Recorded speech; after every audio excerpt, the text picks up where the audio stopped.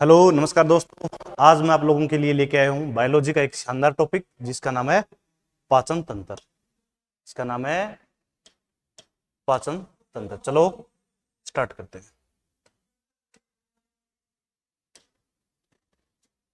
पाचन तंत्र, सबसे पहले बात करते हैं कि पाचन किसे कहते हैं। तो पाचन करता है भोजन के बड़े बड़े अणुओं, कैसे अणुओं, बड़े बड़े अणुओं को किसमें तोड़ना, छोटे छोटे अणुओं में तोड़ना क्या कहलाता है, पाचन कहलाता है।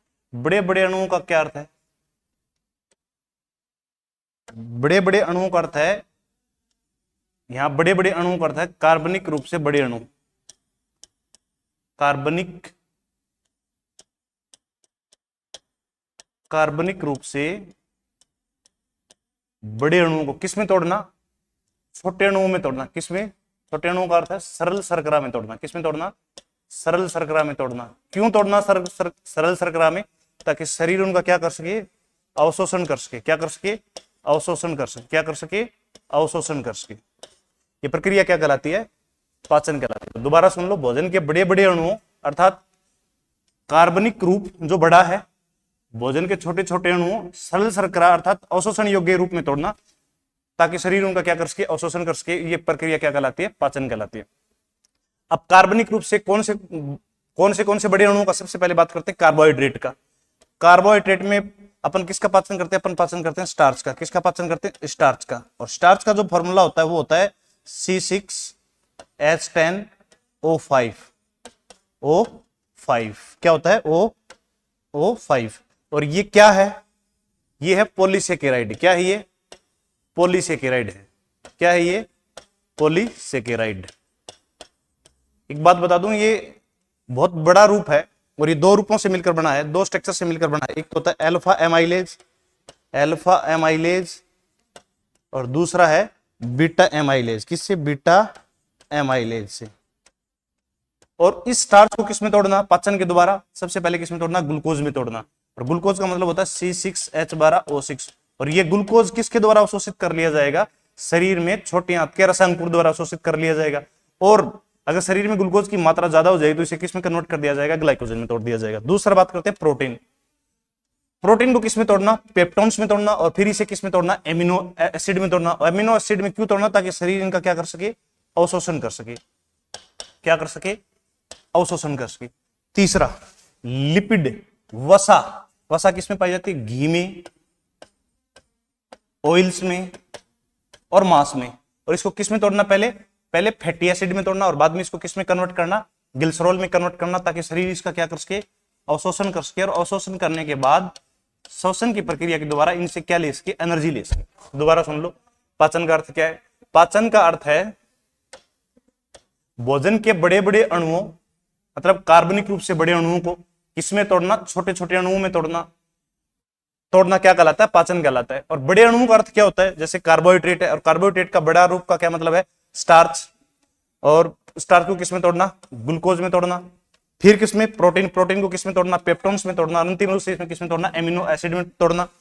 फिर किसमें, लिपिड, लिपिड किसमें पाई जाती है, घी में पाई जाती है। और किसमें पाई जाती है, ऑयल्स में पाई जाती है। उससे पहले किसमें तोड़ना, फैटी एसिड में तोड़ना, और बाद में किसमें तोड़ना, ग्लिसरॉल में तोड़ना। ग्लूकोज, एमिनो एसिड और ग्लिसरॉल, इन तीनों का शरीर क्या कर लेता है, अवशोषण कर लेता है। और बाद में श्वसन की प्रक्रिया के द्वारा इनको किसमें कन्वर्ट कर देता है, ये ऊर्जा में कन्वर्ट कर देता है। और मानव शरीर में ऊर्जा किसके रूप में बनती है, एटीपी के रूप में बनती है। चलो आगे बात करते हैं। अब पाचन की प्रक्रिया में शामिल कौन कौन है, पाचन की प्रक्रिया में शामिल है आपकी आहार नाल, और साथ में शामिल है पाचक ग्रंथियां। अब आहारनाल की बात करें तो आहारनाल की मानव के अंदर लंबाई होती है, वो लगभग होती है 9 मीटर। मानक रूप कितना है, 9 मीटर। या फीट के अंदर बात करें तो कितना फीट, 30 फीट। कितना फीट, 30 फीट। और आहारनाल कहां से स्टार्ट होती है, मुख गुहा से स्टार्ट होती है। कहां से स्टार्ट होती है, मुख गुहा से स्टार्ट होती है। और कहां खत्म होती है, गुदा वाले भाग में क्या होती है, मल त्याग के द्वारा ये समाप्त हो जाती है। और साथ में पाचक ग्रंथियां, पाचक ग्रंथियां कौन सी ग्रंथियां हैं, जो भोजन का क्या करें, पाचन में क्या करें, मदद करें। और वो कैसी होती है, बहिस्त्रावी होती है। कैसी होती है, बहिस्त्रावी होती है। और कैसी होती है, नलिका युक्त होती है। और बहिस्त्रावी ग्रंथियां किसका स्त्रावण करते हैं, एंजाइम का स्त्रावण करते हैं। किसका स्त्रावण करते हैं, एंजाइम का स्त्रावण करते हैं। किसका, एंजाइम का। और एंजाइम पूर्ण रूप से किसके बने होते हैं, प्रोटीन के बने होते हैं। किसके बने होते हैं, प्रोटीन के बने होते हैं। ठीक बात है। यहां बात करते हैं मानव का पाचन तंत्र आहार नाल एवं बहिस्त्रावी पाचक ग्रंथियों से क्या होता है, मिलकर बना होता है।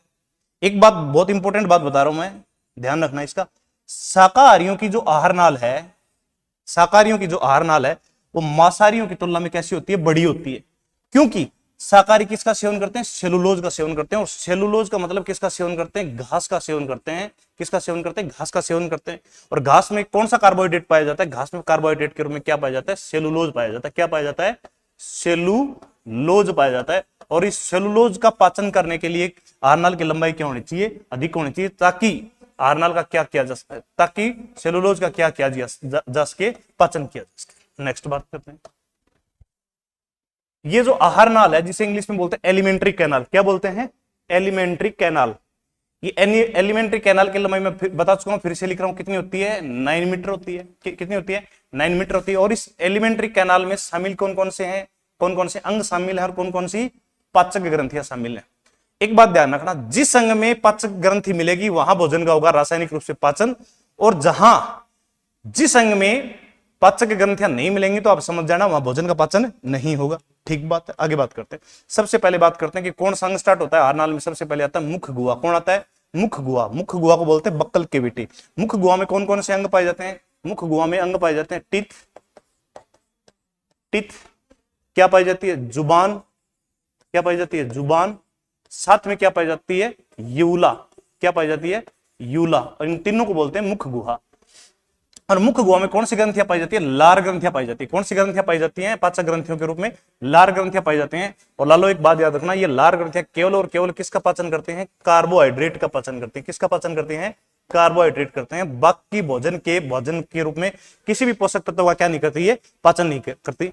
सेकंड नंबर पर पाई जाती है ग्रसनी। क्या पाई जाती है, ग्रसनी। ग्रसनी में किसी भी प्रकार की कोई बहिस्त्रावी ग्रंथि नहीं पाई जाती। इसका मतलब ग्रसनी में क्या नहीं होता, भोजन का पाचन नहीं होता। क्या होता है ये अपन बाद में देखेंगे।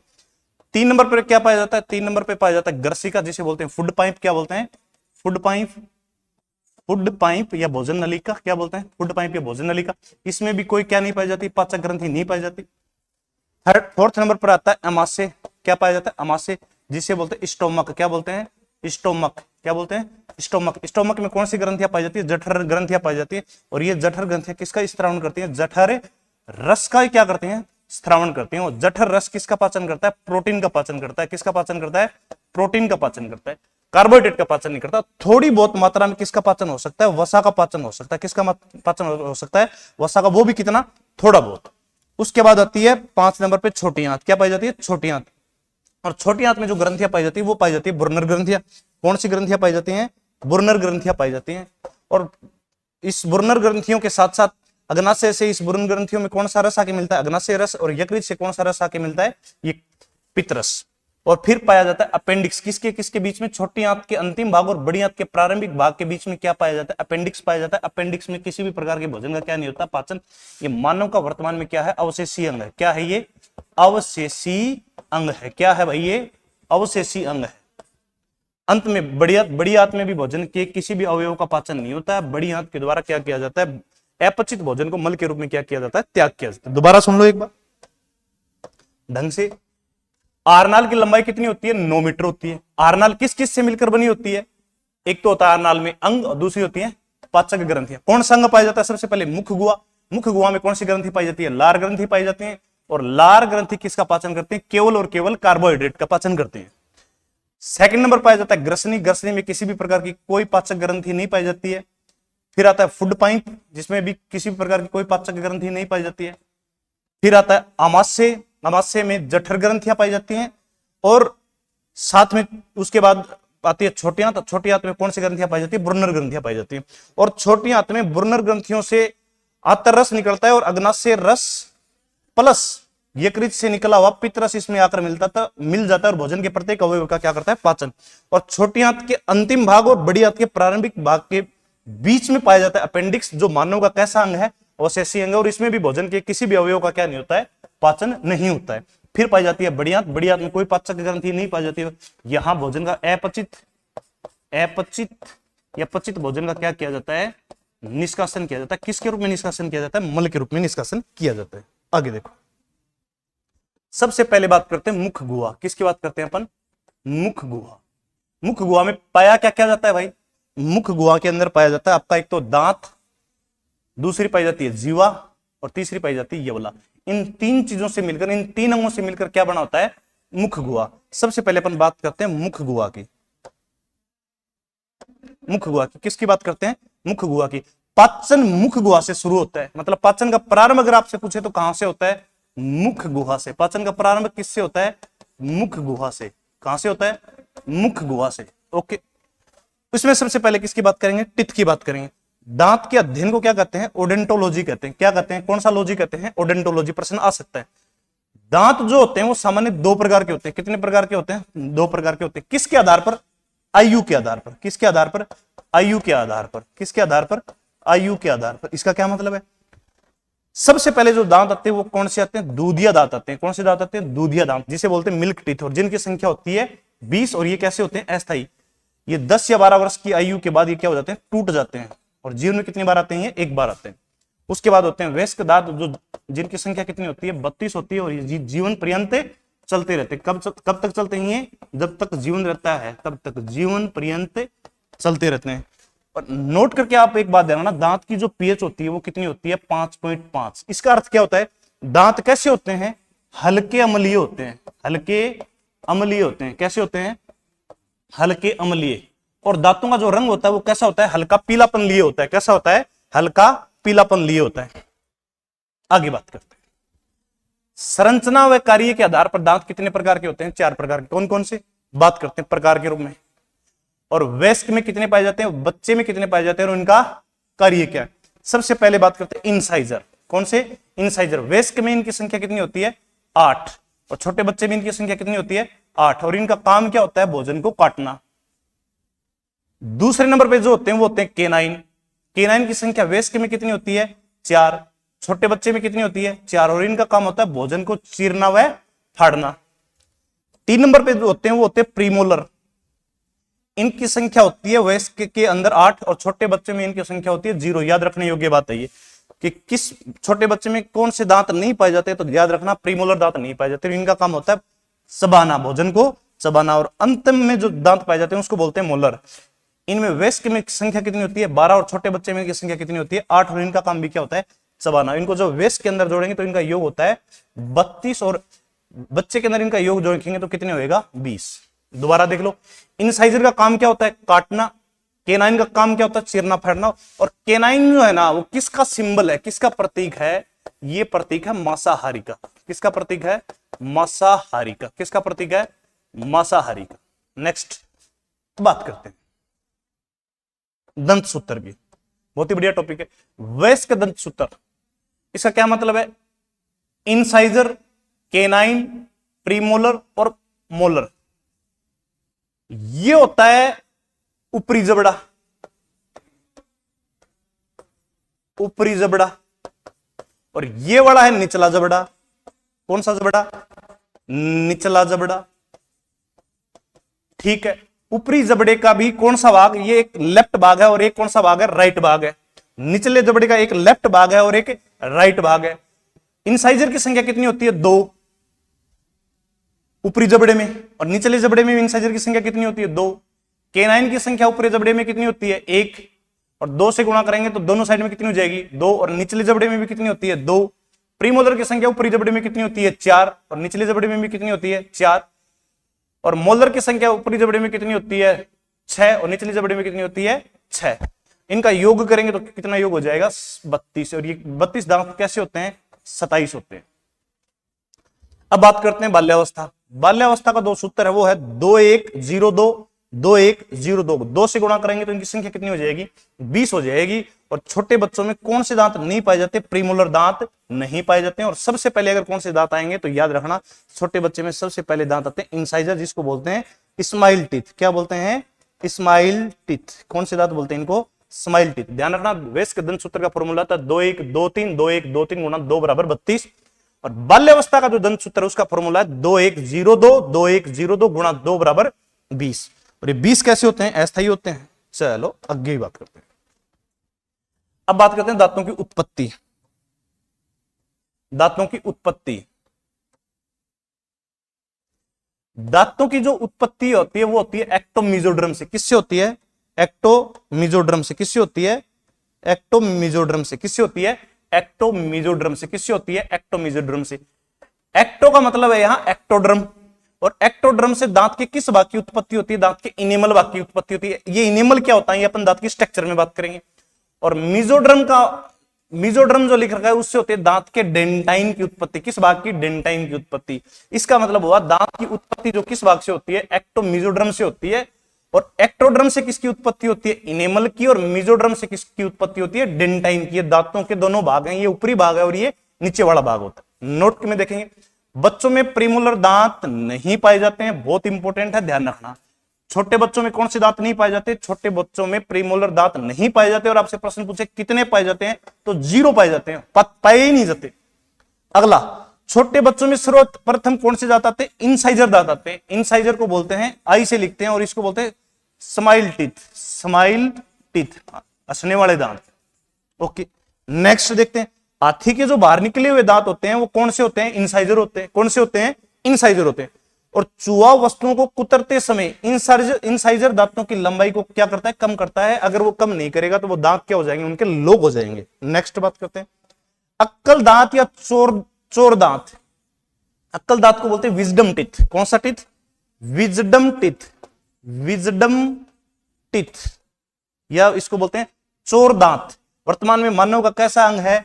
अवशेषीय अंग है। और ये कैसा मोलर होता है? ध्यान रखना भाई, ये लास्ट मोलर होता है, सबसे अंत में आता है। कब तक आता है ये? 25 वर्ष की आयु के बाद आता है। कितने वर्ष की आयु के बाद आता है? 25 वर्ष की आयु के बाद आता है। नेक्स्ट बात करते हैं दांतों की स्ट्रक्चर की। किसकी बात करते हैं? दांतों की स्ट्रक्चर की। Structure of teeth. ये जो भाग है, ये वाला भाग, ये वाला भाग, आपको जो व्हाइट पार्ट दिखाई दे रहा है, ये वाला, इसको बोलते हैं इनेमल। क्या बोलते हैं? इनेमल। क्या बोलते हैं? इनेमल। ये किससे मिलकर बना होता है? 97% इनऑर्गेनिक कंपाउंड से मिलकर बना होता है। 97% इनऑर्गेनिक कंपाउंड से मिलकर बना होता है। 97% इनऑर्गेनिक कंपाउंड पाए जाते हैं। ठीक बात। रासायनिक रूप से इसमें क्या पाया जाता है? तो इसमें पाया जाता है calcium carbonate plus calcium phosphate. क्या पाया जाता है? रासायनिक रूप से इसमें पाया जाता है कैल्शियम कार्बोनेट और कैल्शियम फॉस्फेट। ठीक बात है। इनेमल का जो सिक्रेशन होता है, स्त्राण होता है, वो एक कोशिका से होता है, और उस कोशिका का नाम है एमाइलोब्लास्ट कोशिका। कौन सी कोशिका से होता है? एमाइलोब्लास्ट कोशिका से। आगे लिखा हुआ है, आगे मैं बता दूंगा। ओके, और इस इनेमल के नीचे जो भाग पाया जाता है, ये वाला, इसके बीच का जो भाग है,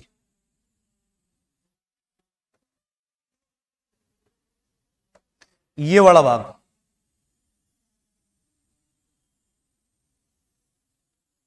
ये जो बीच का भाग है, ये इसको बोलते हैं डेंटिन। क्या बोलते हैं? डेंटाइन। क्या बोलते हैं? डेंटाइन। मैं यहां लिख देता हूं, डेंटाइन। ये जो है वो 70% अकार्बनिक पदार्थों से मिलकर बना होता है। कितने प्रतिशत? 70% अकार्बनिक पदार्थों से मिलकर बना होता है। 70% अकार्बनिक पदार्थों से मिलकर बना होता है। और इसका जो स्त्राण होता है वो किससे होता है? कौन सी कोशिका से होता है? इसका जो सिक्रेशन होता है वो होता है ओडेंटोब्लास्ट कोशिका से। कौन सी कोशिका से? ओडेंटोब्लास्ट कोशिका से। कौन सी कोशिका से? ओडेंटोब्लास्ट कोशिका से। अंतिम बात करते हैं इसकी। इसके नीचे ये जो आपको रेड पार्ट दिखाई दे रहा है, ये वाला,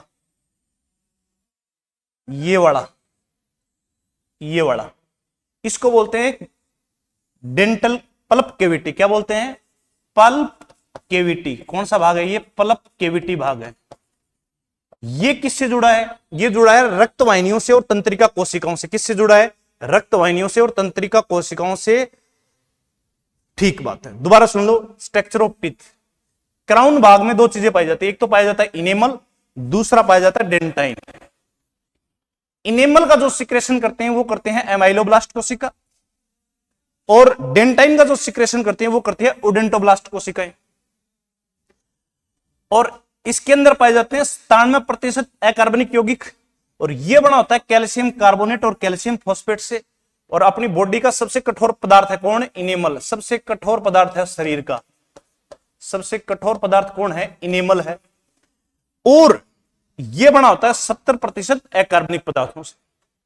आगे देखते हैं। मानव के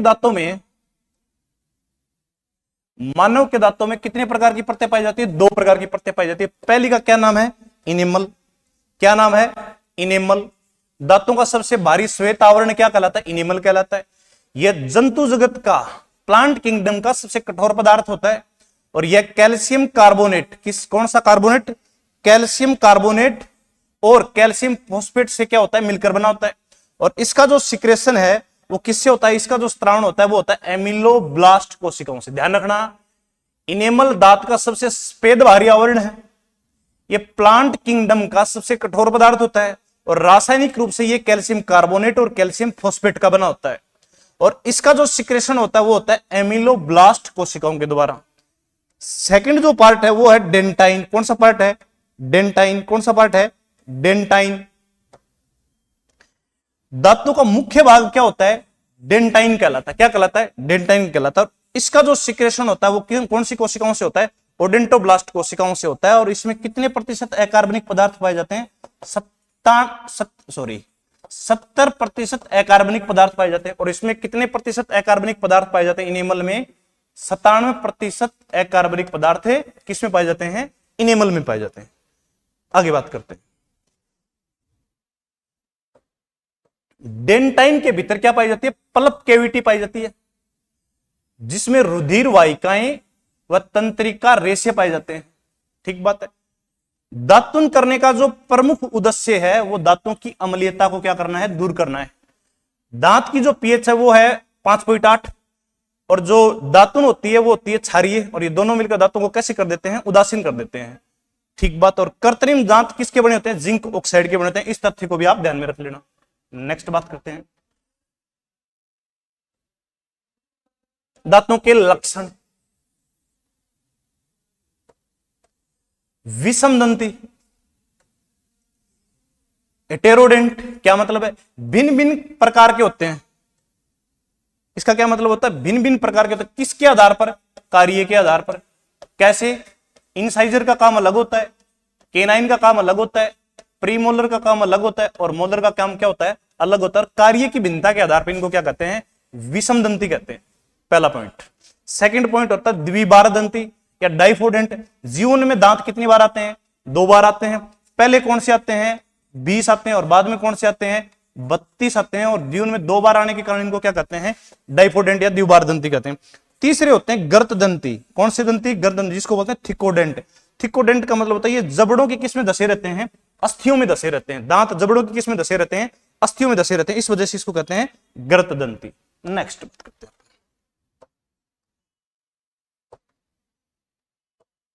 जीवा कैसा अंग है? मांसपेशीय अंग है। कैसा अंग है? मांसपेशीय अंग है। कैसा अंग है? मांसपेशीय अंग है। ओके। जीभ जो है ना वो पीछे तालू से किससे जुड़ी होती है? फ्रेनुलम नामक उत्तक के द्वारा जुड़ी होती है। फ्रेनुलम नामक टिश्यू के द्वारा किससे जुड़ी होती है? ये तालू से जुड़ी होती है। किससे जुड़ी होती है? तालू से जुड़ी होती है। और जीभ पीछे गर्दन की कौन सी हड्डी से जुड़ी होती है? होयोड से। किससे जुड़ी होती है? HYOID। किससे जुड़ी होती है? होयोड से। और इसका जो आगे वाला भाग है वो कैसा रहता है? फ्री रहता है। आगे वाला भाग कैसा रहता है? फ्री रहता है। कैसा रहता है? फ्री रहता है। अब बात करते हैं इस जीवा के ऊपर क्या क्या पाया जाता है। इसके ऊपर पाए जाते हैं पेपिला। क्या पाई जाती हैं? पेपिला पाई जाती हैं। पेपिला जो किसका ज्ञान करवाती हैं? स्वाद का ज्ञान करवाती हैं। स्वाद का क्या मतलब है? टेस्ट का ज्ञान करवाती हैं।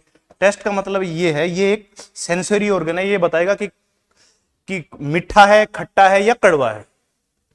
जीभ का आगे वाला जो भाग है वो किस प्रकार का टेस्ट बताता है? जीभ का आगे वाला जो भाग है वो बताता है कि कोई पदार्थ मीठा है।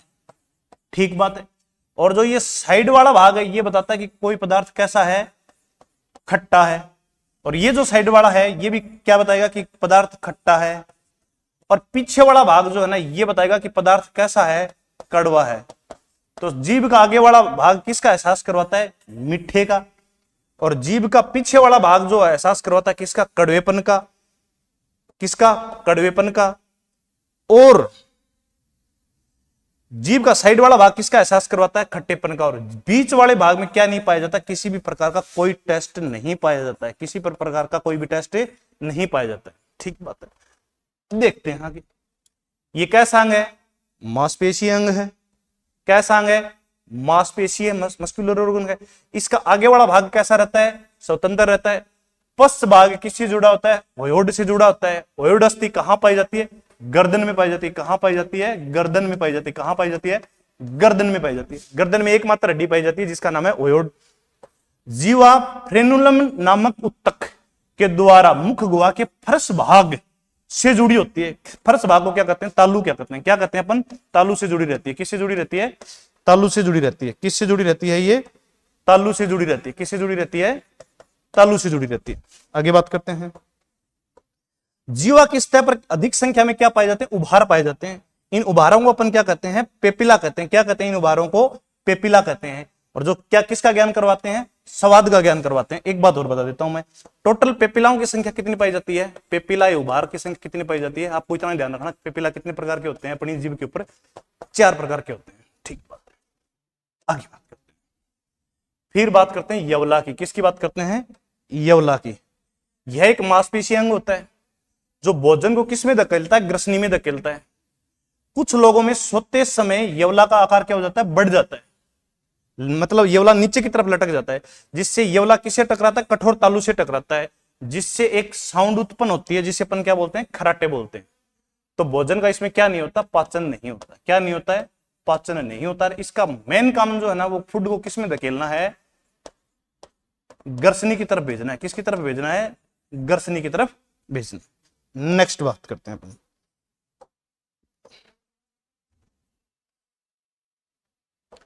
मुख गुहा में क्या पाई जाती है? लार ग्रंथियां पाई जाती हैं। क्या पाई जाती हैं भाई? लार ग्रंथियां पाई जाती है। और लार ग्रंथियों की जो संख्या वो कितनी पेयर है? 3 पेयर है। कितनी पेयर है? 3 जोड़ी लार ग्रंथियां पाई जाती हैं। सबसे पहले बात करते हैं पेरिटोड ग्लैंड की, जिसके पेरिटोड ग्लैंड जिसको बोलते हैं चिक ग्लैंड। कौन सी ग्लैंड बोलते हैं? जिसको चिक ग्लैंड भी बोलते हैं। क्या बोलते हैं? जिसे चिक ग्लैंड। ठीक बात है। कहां पाई जाती है? कान के पास पाई जाती है। कहां पाई जाती है? कान के पास पाई जाती है। इसे इसलिए इसे बोलते हैं करनाभ ग्लैंड भी। कौन सी ग्लैंड भी बोलते हैं इसको? करनाभ ग्लैंड भी बोलते हैं। करनाभ ग्रंथि भी बोलते हैं। कौन सी ग्रंथि बोलते हैं इसको? करनाभ ग्रंथि भी बोलते हैं।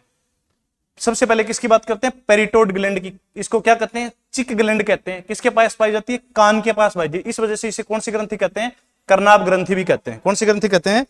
करनाभ ग्रंथि भी कहते हैं। एक इंपॉर्टेंट बात याद रखना इसके बारे में, सबसे बड़ी लार ग्रंथि है ये। सबसे बड़ी लार ग्रंथि, सबसे बड़ी लार ग्रंथि है। और कभी कभी इसमें क्या आ जाता है? सूजन आ जाता है। कभी कभी इसमें क्या आ जाती है? सूजन आ जाती है। क्या आ जाती है? सूजन आ जाती है। और सूजन आने के बाद एक रोग हो जाता है जिसे बोलते हैं मम्पस रोग। कौन सा रोग बोलते हैं? मम्पस रोग। तो ध्यान रखना कि कौन सी मम्पस रोग का संबंध कौन सी लार ग्रंथि से है। तो ध्यान रखना कौन सी लार ग्रंथि से है? पेरिटोड ग्रंथि से, जिसे सामान्य भाषा में बोलते हैं कन्फेड हो गया है। क्या हो गया है? कन्फेड हो गया है। दूसरी बात करते हैं सब मैंडिबुलर ग्लैंड, जो कहां पाई जाती है? कहां पाई जाती है बताओ आप? सब मैंडिबुलर ग्लैंड। नेक्स्ट बात करते हैं सबलिंगुअल ग्लैंड। ये कहां पाई जाती है? जीवा के नीचे पाई जाती है। कहां पाई जाती है? जीवा के नीचे पाई जाती है। कहां पाई जाती है? जीवा के नीचे पाई जाती है। और एक सबसे इंपॉर्टेंट बात इसकी है, सबसे ज्यादा लार का स्त्रावण कहां से होता है?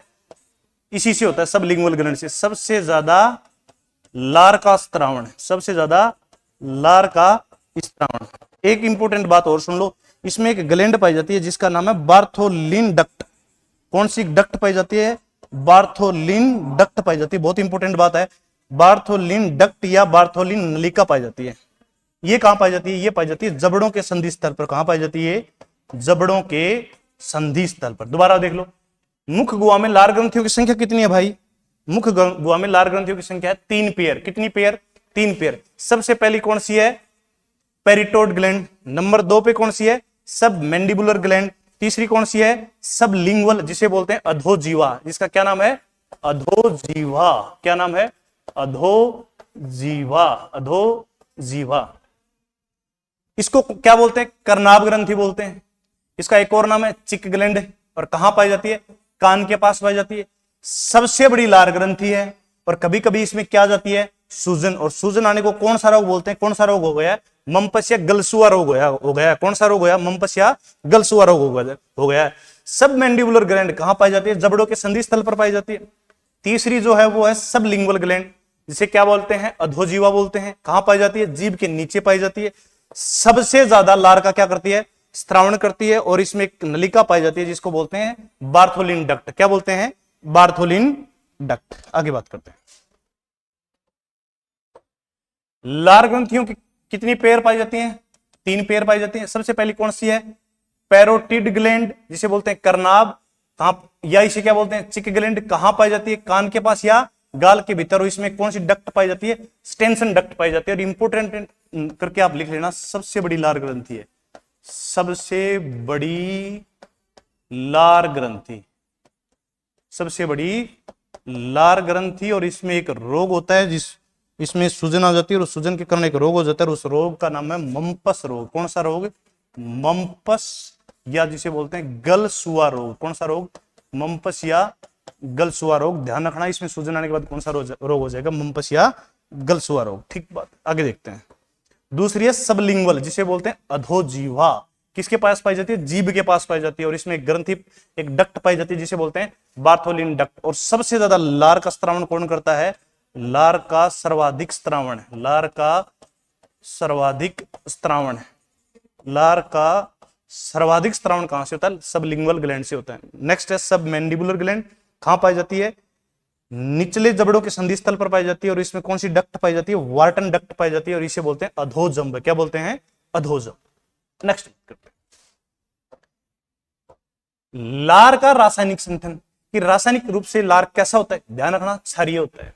इसकी पीएच कितनी होती है? ध्यान रखना, 6.8 होती है। और 6.8 का मतलब ये कैसा क्षारीय है? दुर्बल क्षारीय।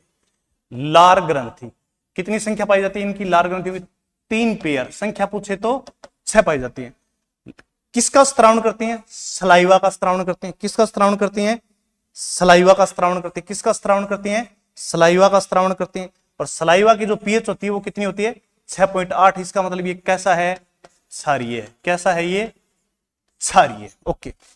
रासायनिक रूप में इसमें 95% क्या पाया जाता है? पानी पाया जाता है। मतलब क्या पाया जाता है? H2O पाया जाता है। और 5% इसमें क्या पाए जाते हैं? एंजाइम पाए जाते हैं। क्या पाए जाते हैं? 5% एंजाइम। और एंजाइम में भी कौन कौन से एंजाइम पाए जाते हैं? पहला है लाइसोजाइम एंजाइम। कौन सा एंजाइम? Lysozyme enzyme. और सेकंड जो एंजाइम है वो है टाइलिन या लारिया एंजाइम।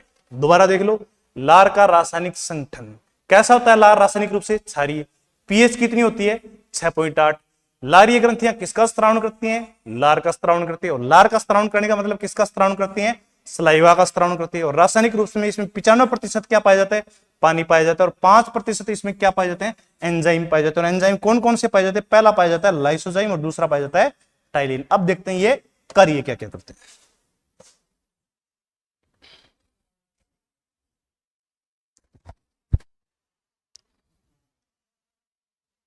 देखो, सबसे पहले लाइसोजाइम, यह एक एंजाइम है जो भोजन के साथ आए हुए जीवाणुओं तथा कीटाणुओं को क्या कर देता है? नष्ट कर देता है। और कैसे नष्ट कर देता है? जीवाणुओं कीटाणुओं की किसको नष्ट कर देता है? ये कोशिका भित्ति को क्या कर देता है? गला कर देता है। ये याद रखना, बहुत इंपॉर्टेंट बात है। लाइसोजाइम क्या करता है? जीवाणु की कोशिका भित्ति को क्या कर देता है? गला देता है, जिससे वो जीवाणु क्या हो जाते हैं? नष्ट कर देते हैं। और कहां पाया जाता है? मानव नेत्र में पाया जाता है, मतलब आंसू में पाया जाता है। किस में पाया जाता है? त्वचा में पाया जाता है। त्वचा में नहीं पाया जाता, त्वचा में से निकले हुए पसीने में पाया जाता है। और सर्वाधिक किस में पाया जाता है? लार में पाया जाता है। सेकंड जो एंजाइम है वो कौन सा है? टाइलिन, जिसका दूसरा नाम है लार एमाइलेज। ये किसका पाचन करता है? स्टार्च का पाचन करता है। स्टार्च का पाचन करता है। किसका पाचन करता है? स्टार्च का पाचन करता है। और स्टार्च का पाचन करने का मतलब है ये किसका पाचन करता है भाई? कार्बोहाइड्रेट का पाचन करता है। किसका पाचन करता है? ये कार्बोहाइड्रेट का पाचन करता है। ठीक बात है। और कैसे करता है? ये पड़ा स्टार्च। स्टार्च का फार्मूला क्या है? C6H10O5। और कितनी कहीं है इसकी? N। इसका मतलब ये कैसा है? पॉलीसेकेराइड है। कैसा है ये? पॉलीसेकेराइड है। कैसा है ये? पॉलीशर्करा है। और जैसे ही आप स्टार्च मुख में लोगे तो टाइलिन आएगा। और कितनी पीएच पर काम करेगा? ये 6.8 पर काम करेगा। और ये टाइलिन एंजाइम एंजाइम क्या होते हैं? ये बायोकैटलिस्ट होते हैं, मतलब जैव उत्प्रेरक होते हैं। खुद में इनमें कोई परिवर्तन नहीं होता है, बट ये क्रिया कारक में क्या कर देते हैं? परिवर्तन कर देते हैं। और खुद कैसे रहते हैं? अपरिवर्तित रहते हैं। ये टाइलिन या सलाइवरी एमाइलेज इस स्टार्च को किस में बदल देता है? माल्टोज में बदल देता है। और माल्टोज का मतलब होता है C12H22O11 में बदल देता है। इसका मतलब किसका पाचन हो गया यहां? कार्बोहाइड्रेट का पाचन। नेक्स्ट बात करते हैं, मुख गुहा में 30% किसका पाचन होता है? स्टार्च का पाचन होता है। और कहां होता है? मुख गुहा में होता है। जब भोजन के साथ लार मिल जाता है ना, तो उस भोजन को क्या बोला जाता है भाई? बोल्स बोला जाता है। बहुत इंपॉर्टेंट लाइन है, याद रख लेना ये लाइन। जब भोजन के साथ क्या मिल जाता है? लार मिल जाता है, तो उस भोजन को क्या कहा जाता है? बोल्स कहा जाता है। ठीक। स्टार्च पाया किस में जाता है? चावल में पाया जाता है, आलू में पाया जाता है, और गेहूं में पाया जाता है, और मक्का में पाया जाता है। किस में पाया जाता है? मक्का में पाया जाता है। औरों में भी पाया जाता है, लेकिन इनमें सर्वाधिक पाया जाता है। नेक्स्ट बात करते हैं। अभी तक अपन ने जो पढ़ा है उसको थोड़ा सा अपन देख लेते हैं एक बार। ठीक है, ये देखो, ये है आपका मुख गुहा। क्या है ये? मुख गुहा। मुख गुहा, मुख गुहा में क्या क्या पढ़ा अपन ने? दांत, फिर क्या पढ़ी? जीवा, फिर क्या पढ़ी? योला। ठीक बात, हो गया। ये यहां पे ये क्या है? गर्सनी है। क्या है? गर्सनी है। गर्सनी में क्या नहीं होता है? भोजन का पाचन नहीं होता है। भोजन का क्या नहीं होता है? पाचन नहीं होता है। क्या नहीं होता है? भोजन का पाचन नहीं होता है। ये भोजन को कहां धकेल देता है? कहां धकेल देता है ये भोजन को? इसोफेगस में धकेल देता है। किस में धकेल देता है ये? इसोफेगस में धकेल देता है। इसोफेगस का मतलब होता है फूड पाइप में धकेल देता है। किस में धकेल देता है? फूड पाइप में धकेल देता है। एक बात सुनो ध्यान से,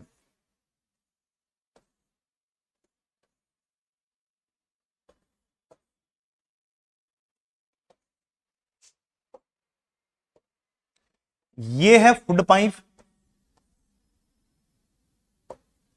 ये है आपका फूड पाइप,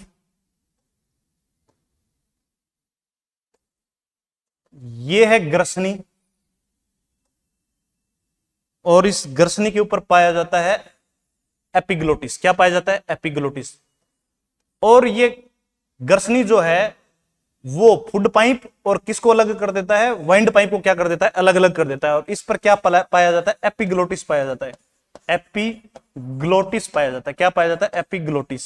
ये क्या काम करता है? जब इंसान भोजन करता है तो भोजन को किस में जाने से रोकता है? ये वाइंड पाइप में जोड़ा जाता है। श्वास नलिका में जाने से क्या कर देता है? रोक देता है। और श्वास नलिका के ऊपर क्या आ जाता है? एपिग्लोटिस आ जाता है। भोजन किस में चला जाता है? इसोफेगस में। और बाद में कहां पहुंच जाता है? ये अमाशय में पहुंच जाता है। अब ये जो आपको दिखाई दे रहा है ये है इसोफेगस। क्या है ये? इसोफेगस, जिसे बोलते हैं गर्सिका। क्या? जिसका एक और क्या नाम है? गर्सिका। ये भोजन को कहां धकेल देता है? ये भोजन को धकेल देता है भाई, कहां धकेल देता है? अमाशय में। किस में धकेल देता है? अमाशय में। और इसमें किसी भी प्रकार का क्या नहीं होता है? पाचन नहीं होता है। ये है आपका लीवर, ये है आपका स्टोमक, ये है छोटी आंत, और ये है छोटी आंत, और ये बाहर वाली है, ये कौन सी आंत है? बड़ी आंत। दोबारा सुन लो एक बार, ध्यान से देख लेते हैं। सबसे पहले क्या आता है? मुख गुहा। मुख गुहा में क्या आते हैं? दांत, जीवा और यवला। फिर क्या आता है? ग्रसनी। ग्रसनी में भोजन का क्या नहीं होता है? पाचन नहीं होता है। ग्रसनी पाचन तंत्र का और श्वसन तंत्र का उभयनिष्ठ मार्ग है। ये बहुत इंपॉर्टेंट लाइन है, ध्यान रखना। ग्रसनी पाचन तंत्र का और श्वसन तंत्र का उभयनिष्ठ मार्ग है। ये भोजन को किस में धकेल देता है? इसोफेगस में धकेल देता है। और ग्रसनी किसके ऊपर ग्रसनी के ऊपर क्या पाया जाता है? ट्रेकिया पाया जाता है। और यहां ये इसके और ग्रसनी किस किस को अलग करता है? वाइंड पाइप को और फूड पाइप को क्या कर देता है? अलग अलग पाया जाता है। और इस ग्रसनी के ऊपर क्या पाया जाता है? एपिग्लोटिस पाया जाता है। जब इंसान भोजन करता है या मानव भोजन करता है तो उस ये एपिग्लोटिस किसके ऊपर आ जाता है? वाइंड पाइप के ऊपर आ जाता है। और इस वाइंड पाइप के ऊपर आने से भोजन किस में नहीं जाएगा? श्वास नलिका में जाएगा। और भोजन किस में चला जाएगा? अमाशय में चला जाएगा। ठीक बात है।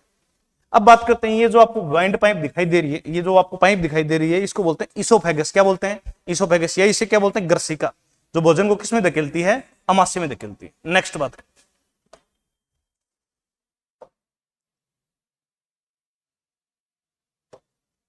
स्टोमक कैसा अंग है? जे आकार का मांसपेशी अंग है।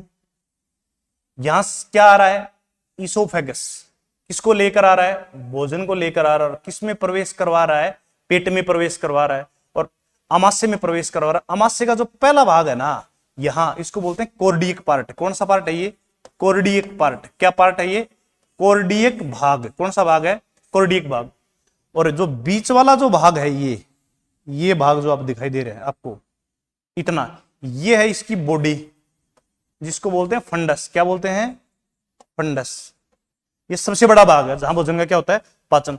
और अंतिम जो भाग है वो भाग है पायरोलिक, पाइलोरिक। कौन सा भाग है, पाइलोरिक भाग है। कौन सा भाग है, पाइलोरिक, पाइलोरिक भाग है, जहां से भोजन किस में प्रवेश कर जाता है, छोटी आंत के कौन से भाग में प्रवेश कर जाता है, डेडुनम में प्रवेश कर जाता है। छोटी आंत के कौन से भाग में प्रवेश कर जाता है, डेडुनम में प्रवेश कर जाता है। एक बार दोबारा देख लीजिए आप। भोजन इसोफेगस के माध्यम से कहां प्रवेश करता है, सबसे पहले पेट के कोर्डियक भाग में प्रवेश करता है, और कोर्डियक भाग से ही कहां जाता है, मेन बॉडी में जाता है। और मेन बॉडी का क्या नाम है, फंडस, जो बॉडी आमाशय का सबसे बड़ा भाग है। उसके बाद यदि भोजन का पाचन हो गया तो यहां से ये पाइलोरिक भाग से कहां प्रवेश करता है, डेडुनम में प्रवेश करता है। और डेडुनम जो है वो छोटी आंत का प्रारंभिक भाग है। नेक्स्ट बात करते हैं, जब लार वाले भोजन में, जब ऊपर से जो बोल्स आया, जब भोजन में लार घुल गई, जिसे बोल्स कहा गया, उसमें जब क्या घुल जाता है, HCl घुल जाता है, तो उसे क्या कहा जाता है, कायम कहा जाता है। क्या कहा जाता है, कायम। जैसे ही भोजन अमाशय में क्या करता है, प्रवेश करता है, तो अमाशय की दीवारों से, किसकी दीवारों से, अमाशय की दीवारों से, मतलब फंडस भाग से या मेन अमाशय के बॉडी पार्ट से किसका स्त्राव होता है, जठरस का स्त्राव होता है। किसका स्त्राव होता है, जठरस का क्या होता है, सिक्रेशन होता है। और जठरस किसका पाचन करेगा, भोजन के अवयव के रूप में प्रोटीन का पाचन करता है सबसे ज्यादा। देखते हैं आगे। और अमाशय में कौन सी ग्रंथियां पाई जाती है, जठर ग्रंथियां पाई जाती है।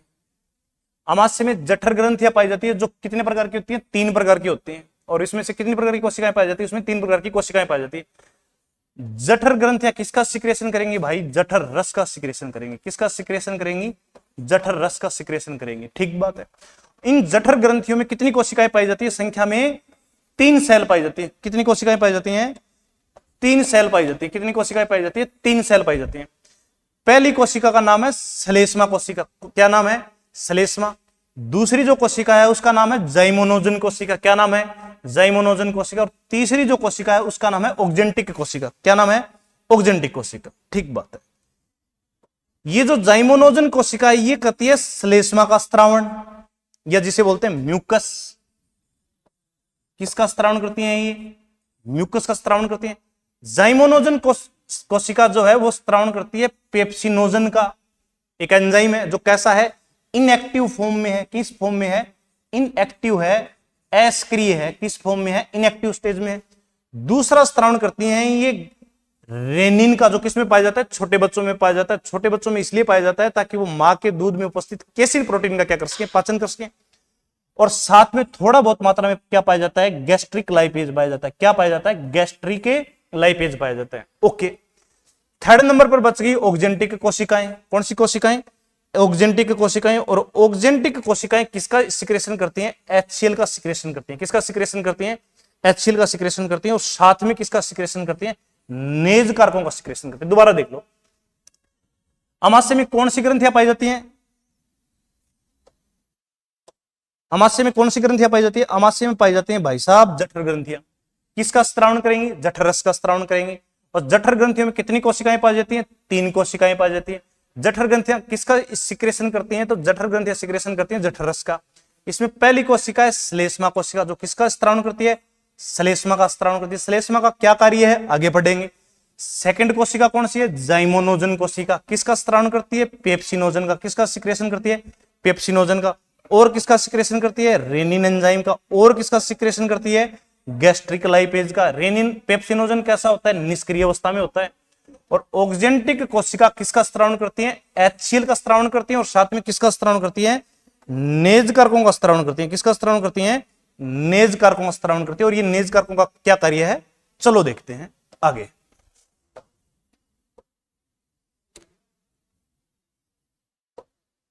अमाशय में नेज कारक निकलता है, कहां से निकलता है, ऑक्जेंटिक कोशिका से निकलता है। और ये किसके अवशोषण में योगदान देता है, विटामिन बी 12 जिसका नाम है साइनोकोबाल्मिन। ये विटामिन बी 12 का निर्माण कौन करता है भाई? और इस विटामिन बी 12 का निर्माण होता है बड़ी आंत में। किस भाग में होता है? बड़ी आंत में। कहां पे होता है भाई?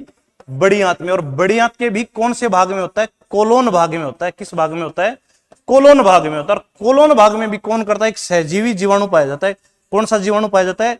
सहजीवी जीवाणु पाया जाता है जिसका नाम है इकोलोई। क्या पाया जाता है? सहजीवी जीवाणु जिसका नाम है इकोलोई।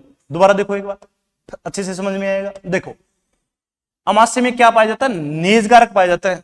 और ये नेजकारक किसका सिक्रेशन करता है? नेजकारक कहां से सिक्रेशन होता है? यहां कहां से स्त्रावण होता है? तो जठर ग्रंथियों की ऑक्जेंटिक कोशिकाओं से इसका स्त्रावण होता है। किसका अवशोषण करता है? ये विटामिन बी 12 का सिक्रेशन करता है जिसका रासायनिक नाम है साइनोकोबाल्मिन। साइनोकोबाल्मिन का निर्माण कहां होता है? बड़ी आंत में। कहां होता है? बड़ी आंत में। कहां होता है? बड़ी आंत में। बड़ी आंत में। और बड़ी आंत के भी कौन से भाग में? कोलोन वाले भाग में। और कोलोन वाले भाग में कौन करता है? एक सहजीवी जीवाणु पाया जाता है जो जिसका क्या नाम है? इकोलोई। इकोलोई किसको खाता है? पचित या अपचित मल को खाता है।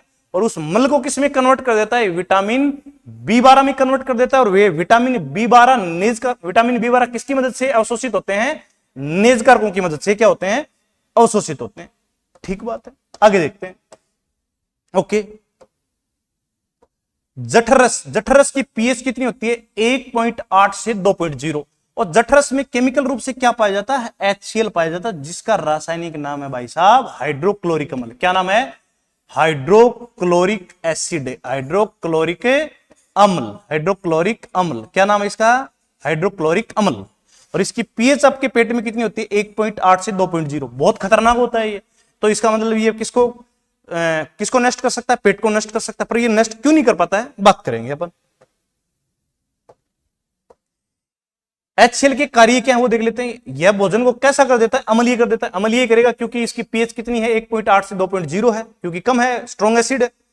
ये भोजन के साथ आए हुए जीवाणुओं तथा कीटाणुओं को क्या कर देता है? नष्ट कर देता है। ठीक बात है। और सबसे इंपॉर्टेंट कार्य क्या है वो ध्यान रखना। बहुत इंपॉर्टेंट प्रश्न है, प्रश्न पूछा गया और आगे भी पूछा जा सकता है। वो क्या है? सुनो, ये निष्क्रिय पेप्सिनोजन को, किसको?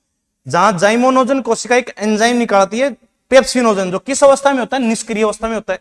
और इसको किस में कन्वर्ट कर देता है? ये सक्रिय पेप्सिन में कन्वर्ट कर देता है। जब तक ये सक्रिय पेप्सिन में कन्वर्ट नहीं होगा तब तक ये किसका पाचन नहीं कर पाएगा? प्रोटीन का पाचन नहीं कर पाएगा। दोबारा देखिए एक बार, अमाशय में नेजकारक पाए जाते हैं। कहां से निकलते हैं? ऑक्जेंटिक कोशिका से निकलते हैं। किसका अवशोषण करते हैं? विटामिन बी 12 का अवशोषण करते हैं। अगर विटामिन बी 12 का अवशोषण नहीं करेंगे तो शरीर में एक रोग हो जाएगा जिसका नाम है पर्नीशियस एनीमिया। ठीक बात है। अब जठरस की बात करते हैं। पीएच कितनी होती है? 1.8 से 2.0 होती है। इसका मतलब कैसे है? एसिड है, प्रबल एसिड है। और इसके अंदर क्या पाया जाता है? HCl पाया जाता है जिसका रासायनिक नाम है हाइड्रोक्लोरिक अम्ल। ये हाइड्रोक्लोरिक अम्ल क्या करता है? भोजन को क्या कर देता है? ये अम्लीय कर देता है। और साथ में भोजन के साथ आए हुए जीवाणु तथा कीटाणुओं को क्या कर देता है? नष्ट कर देता है। और इसका जो सबसे इंपॉर्टेंट कार्य है वो ये है, ये निष्क्रिय पेप्सिनोजन को सक्रिय पेप्सिन में कन्वर्ट कर देता है ताकि ये पेप्सिन पोषक तत्वों में आए हुए प्रोटीन का क्या कर सके? पाचन कर सके। देखते हैं आगे कैसे। अमाशय की भित्ति मतलब दीवार HCl के हानिकारक प्रभाव से क्या हो सकती है? नष्ट हो सकती है। उसको बचाने के लिए श्लेष्मा कौन निकालता है? बताओ। म्यूकस सेल, श्लेष्मा कोशिका निकालती हैं। श्लेष्मा में क्या पाए जाते हैं? बाइकार्बोनेट पाए जाते हैं जो इस अमाशय की भित्ति की क्या करते हैं? रक्षा करते हैं। किससे कर सकते हैं? HCl की अम्लीयता से, HCl की एसिडिटी से रक्षा करते हैं। अमाशय में सर्वाधिक किसका पाचन देखा जाता है लालो? तो अमाशय में सर्वाधिक पाचन देखा जाता है प्रोटीन का। कुछ मात्रा में किसका पाचन होता है? वसा का पाचन भी होता है। कुछ मात्रा में किसका पाचन होता है? वसा लिपिड का भी पाचन होता है। और वो करता कौन है? गैस्ट्रिक लाइपेज करता है, थोड़ा बहुत मात्रा में। इंपोर्टेंट है, दोनों ध्यान रखना। आपके मुख गुहा में किसका पाचन होता है? कार्बोहाइड्रेट का। भोजन में जब लार मिल जाती है तो उसे क्या कहा जाता है? बोल्स कहा जाता है। और जब लार युक्त भोजन में HCl घुल जाता है तो उसे क्या कहा जाता है? कायम कहा जाता है। बस अमाशय में सर्वाधिक किसका पाचन होता है? प्रोटीन का पाचन होता है। और प्रोटीन का पाचन करता कौन है? पेप्सिन एंजाइम करता है। कौन? पेप्सिन और प्रोटीन। ठीक बात है। और साथ में कुछ मात्रा में किसका पाचन होता है? लिपिड का भी होता है, वसा का भी होता है। करता कौन है? गैस्ट्रिक लाइपेज करता है। नेक्स्ट स्लाइड पे चलते हैं। ठीक बात है। अब प्रोटीन का पाचन कैसा होगा? ये प्रोटीन है, ये एक एंजाइम है पेप्सिन, और जो किस पीएच का पर काम करता है? इस पीएच पर काम करता है, 1.8 से 2.0 पर। ये क्या है? एंजाइम है। एंजाइम क्या होते हैं? बायोकैटलिस्ट होते हैं। बायोकैटलिस्ट को हिंदी में बोलते हैं जैव उत्प्रेरक होते हैं। ये जैव उत्प्रेरक इस प्रोटीन को कार्बनिक, ये प्रोटीन कार्बनिक रूप से, ये प्रोटीन है, और इसको ये किस में कन्वर्ट कर देंगे? पेप्टोन्स में कन्वर्ट कर देंगे। किस में कन्वर्ट कर देंगे? पेप्टोन्स में। और इसमें कौन सा बंध पाया जाता है? प्रोटीन में पेप्टाइड बंध पाया जाता है। ठीक बात है। कौन सा एंजाइम प्रोटीन का पाचन करता है मासे में? पेप्सिन करता है। पेप्सिन पहले किस अवस्था में होता है? निष्क्रिय पेप्सिनोजन में होता है। इस निष्क्रिय पेप्सिनोजन को सक्रिय पेप्सिन में कौन बदलता है? HCl बदलता है। ओके, नोट करके ध्यान रखना, अमाशय में किसका पाचन नहीं होता है? कार्बोहाइड्रेट का पाचन नहीं देखा जाता है। बहुत इंपॉर्टेंट बात बता रहा हूं, आप ध्यान से सुनना। स्तनधारियों के शीशों में कौन सा एंजाइम पाया जाता है? रेनिन नामक प्रोटीन पाचक एंजाइम पाया जाता है। जो मिल्क प्रोटीन, मिल्क में कौन सा प्रोटीन पाया जाता है? केसिन प्रोटीन पाया जाता है। का क्या करती है? पाचन करती है। छोटे बच्चों में अमाशय के अंदर से रेनिन एंजाइम निकलता है। वो रेनिन एंजाइम मिल्क प्रोटीन, मतलब मिल्क में जो प्रोटीन पाया जाता है केसिन, उसका क्या करता है?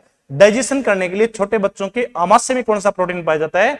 कौन सा एंजाइम पाया जाता है? रेनिन एंजाइम पाया जाता है। यह एंजाइम, रेनिन एंजाइम, केसिन को किस में कन्वर्ट कर देता है? पैराकेसिनेट में क्या कर देता है? बदल देता है। किसका प्रयोग करके? कैल्शियम का प्रयोग करके। ध्यान रखना, बहुत इंपॉर्टेंट बात है ये। यह एंजाइम, कौन सा एंजाइम? रेनिन एंजाइम, जो छोटे बच्चों के अमाशय में पाया जाता है, वो मिल्क प्रोटीन केसिन को पैराकेसिनेट में बदल देता है। किसका प्रयोग करके? कैल्शियम का प्रयोग करके। आ गया समझ में? नेक्स्ट स्लाइड पे चलते हैं।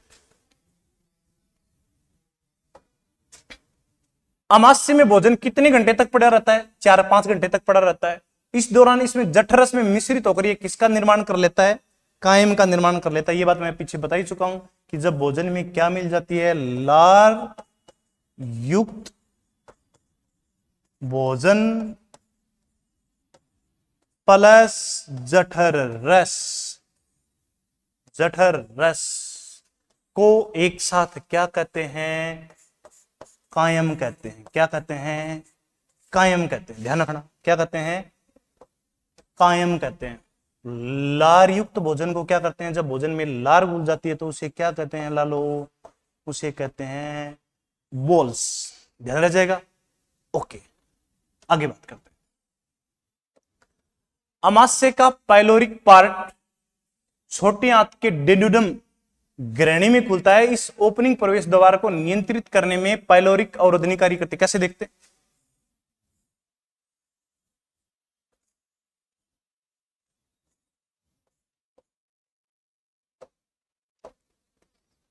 ये हो गया फंडस पार्ट, ये हो गया कोर्डियक पार्ट, ये हो गया यहां वाला पाइलोरिक पार्ट।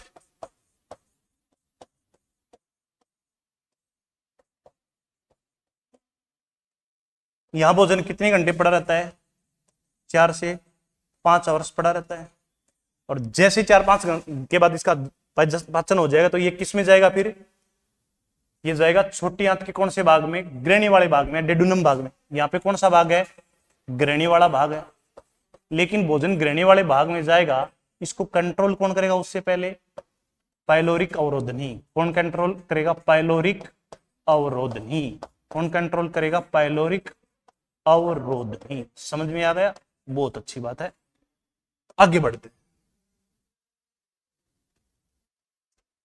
नेक्स्ट बात करते हैं।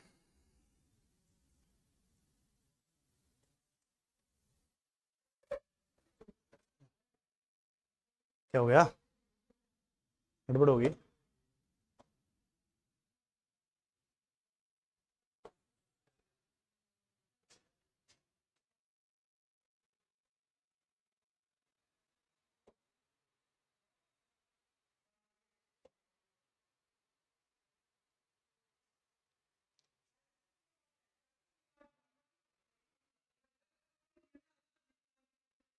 बीच में ब्लिंकिंग हो गया, एक बार थोड़ा वेट करें आप, 1-2 मिनट का टाइम लगेगा। टेक्निकल चीजें हैं, इश्यू आ जाते हैं, क्या करें, अपने हाथ में तो कुछ है नहीं। थोड़ा सा धैर्य रखें।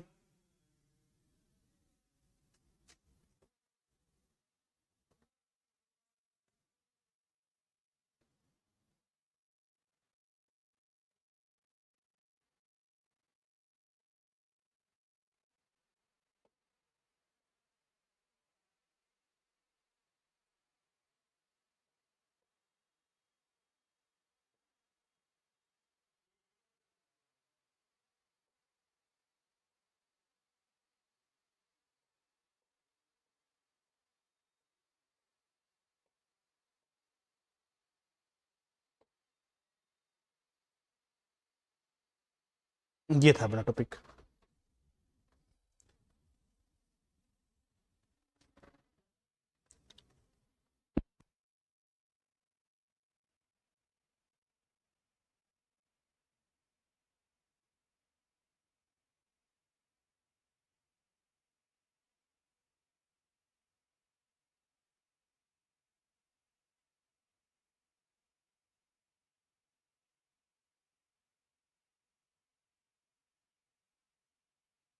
चलो टॉपिक पर वापस आते हैं।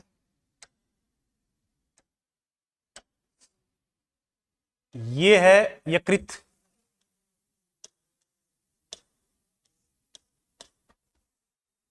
जिसे बोलते हैं लीवर। लीवर किसका निर्माण करता है? लीवर करता है भाई पित्तरस का निर्माण। पित्तरस का क्या करता है? निर्माण करता है। ठीक बात है। ये पित्तरस इस इपेटिक डक्ट के माध्यम से, इपेटिक नलिका के माध्यम से कहां पे आके स्टोर हो जाता है? गोल ब्लेडर में। इसका मतलब पित्तरस का संग्रहण कहां होता है? पित्ताशय में संग्रहण होता है। किसमें संग्रहण होता है? पित्ताशय में। याद रखना ये लाइन। ये है आपका गोल ब्लेडर में दिखाई देता हूं आपको, ये वाला पार्ट। और ये वाला जो पार्ट है नीचे आपको दिखाई दे रहा है, ये वाला पार्ट, ये वाला पार्ट, इतना पार्ट जो आपको दिखाई दे रहा है, ये है अग्नाशय ग्रंथि।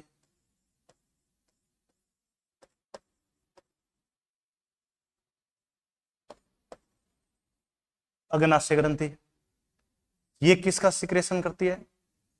अग्नाशय रस का। अग्नाशय रस का सिक्रेशन करती है।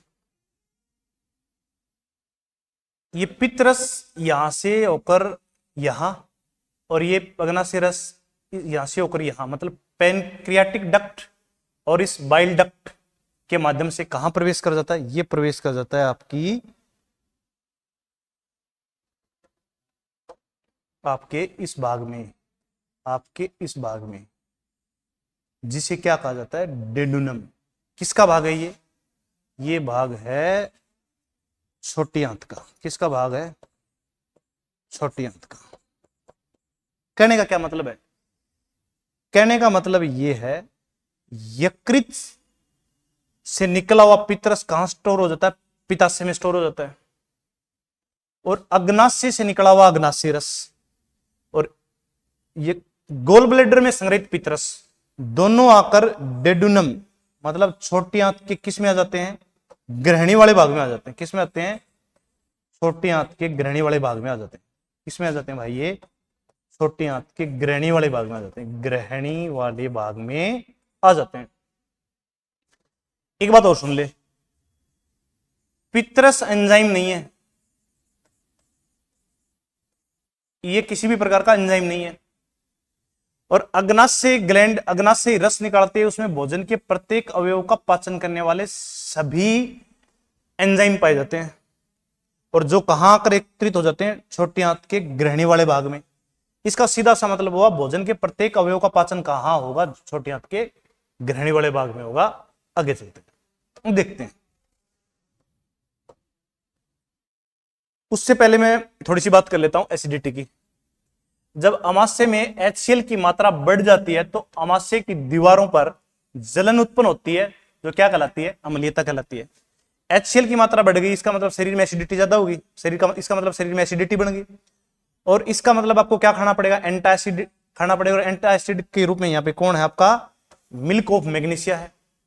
ये दोनों आपस में रिएक्शन करेंगे और क्या बना लेंगे, मैग्नीशियम क्लोराइड और जल। और ये क्या है कि लवण है। और ये रिएक्शन कैसी है, उदासीनीकरण रिएक्शन। और कितने सेकंड में काम करती है, 6 सेकंड में काम करती है।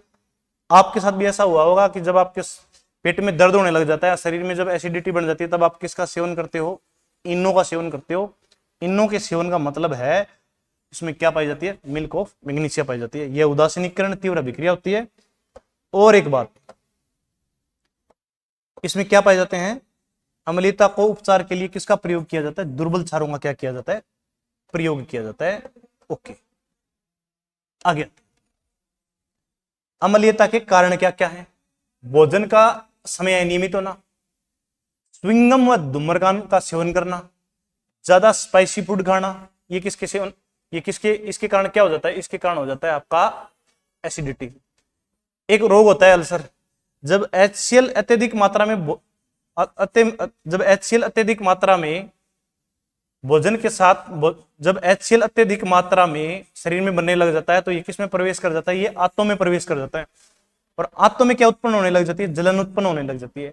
या मैं ये कहूं कि आंतों के ऊपर क्या होने लग जाते हैं, फाले उत्पन्न होने लग जाते हैं, फफोले उत्पन्न होने लग जाते हैं, जिसे क्या बोला जाता है भाई, जिसे बोला जाता है कौन सा रोग, अल्सर रोग। अल्सर का पता लगाने के लिए, अल्सर का पता लगाने के लिए क्या किसका उपयोग किया जाता है, एंडोस्कोपी नामक यंत्र का प्रयोग किया जाता है। ध्यान रखना, एंडोस्कोपी किस सिद्धांत पर कार्य करता है, एंडोस्कोपी एक प्रकाशिक तंतु है, ध्यान रखना, इंपोर्टेंट सवाल है। और ये किस सिद्धांत पर कार्य करता है, ये पूर्ण आंतरिक परावर्तन थ्योरी पर क्या करता है, ये कार्य करता है। नेक्स्ट बात करते हैं आगे, जो अपना टॉपिक पीछे छूट गया था कि लीवर से क्या निकलता है, लीवर में किसका निर्माण होता है, पित्तरस का। कहां स्टोर होता है, पित्ताशय में, उसकी बात करते हैं अपन। लीवर शरीर की सबसे बड़ी ग्रंथि है, भार कितना है, 1.2 से 1.5 kg है। किसका सिक्रेशन करती है, पित्तरस का निर्माण करती है, मतलब बाइल जूस का क्या करती है, संश्लेषण करती है। और ये बाइल जूस कहां स्टोर होता है, याद रखना, पित्ताशय में स्टोर होता है, गोल ब्लेडर में क्या हो जाता है, ये स्टोर हो जाता है। अब बात करते हैं कि पित्तरस है क्या चीज, ये भोजन को कैसा माध्यम देता है, क्षारीय माध्यम देता है। पित्तरस में क्या क्या पाए जाते हैं, पित्तरस में पाए जाते हैं पित्त लवण, और साथ में पाए जाते हैं पित्त वर्णक। पित्त लवण को बोलते हैं बाइल साल्ट, और पित्त वर्णक को बोलते हैं बाइल पिगमेंट, और पित्तरस को बोलते हैं बाइल जूस। ये पित्त लवण जो है वो किसका कार्य करते हैं, पाइशीकरण का कार्य करते हैं। पाइशीकरण का क्या मतलब है, थोड़ा वेट करो। और इसमें पित्तवर्णक कौन सा पाया जाता है, बिलरुबिन, और दूसरा कौन सा पाया जाता है, बिलवर्डिन। ये पाया जाता है मैक्सिमम, ज्यादा मात्रा में ये पाया जाता है, और कम मात्रा में कौन सा पाया जाता है, ये पाया जाता है। इसका एक और नाम है यूरोवर्णक। क्या नाम है इसका, इसका क्या नाम है, यूरोवर्णक। यूरोवर्णक क्या नाम है इसका, यूरोवर्णक, जिसके कारण यूरिन का रंग कैसा होता है, पीला होता है। कैसा होता है, पीला। किसके कारण, बिलवर्डिन के कारण। आगे बात करते हैं, पित्तरस में कोई एंजाइम नहीं पाया जाता है, अर्थात ये भोजन का रासायनिक रूप से पाचन नहीं करता है। तो कैसा पाचन करता है, ये भोजन का भौतिक पाचन करता है। कैसे, देखते हैं। पित्तरस के अंदर जो पित्त लवण पाए जाते हैं वो कौन सी घटना को अंजाम देते हैं, पाइशीकरण। पाइशीकरण का मतलब है ये वसा का बड़ा अणु है, और जैसे ही इसके ऊपर पित्तरस आएगा तो ये किस में टूट जाएगा, ये छोटे छोटे अणुओं में टूट जाएगा। है तो ये भी वसा, लेकिन इसको बोलेंगे फैटी एसिड में टूट जाएगा। किस में टूट जाएगा, ये फैटी एसिड में टूट जाएगा। किस में टूट जाएगा, ये फैटी एसिड में टूट जाएगा। और पाइशीकरण का अर्थ क्या है, पाइशीकरण का इंग्लिश में बोलते हैं इमल्सिफिकेशन। क्या पता अंग्रेजी में आ जाए आपके, इमल्सिफिकेशन। क्या बोलते हैं इसको, इमल्सिफिकेशन बोलते हैं। क्या बोलते हैं, इमल्सिफिकेशन बोलते हैं। और इमल्सिफिकेशन का मतलब है वसा के बड़े अणुओं को किसमें तोड़ना, छोटे अणुओं में तोड़ना। क्या कहलाता है, पाइशीकरण कहलाता है। और किसकी मदद से, पित्त लवण की मदद से। कैसे? ये वसा का बड़ा अणु है रासायनिक रूप से, इसके ऊपर क्या आता है? पितरस आता है, और ये पितरस इसको किस में तोड़ देता है? छोटे छोटे अणुओं में तोड़ देता है। इन छोटे छोटे अणुओं को क्या कहते हैं?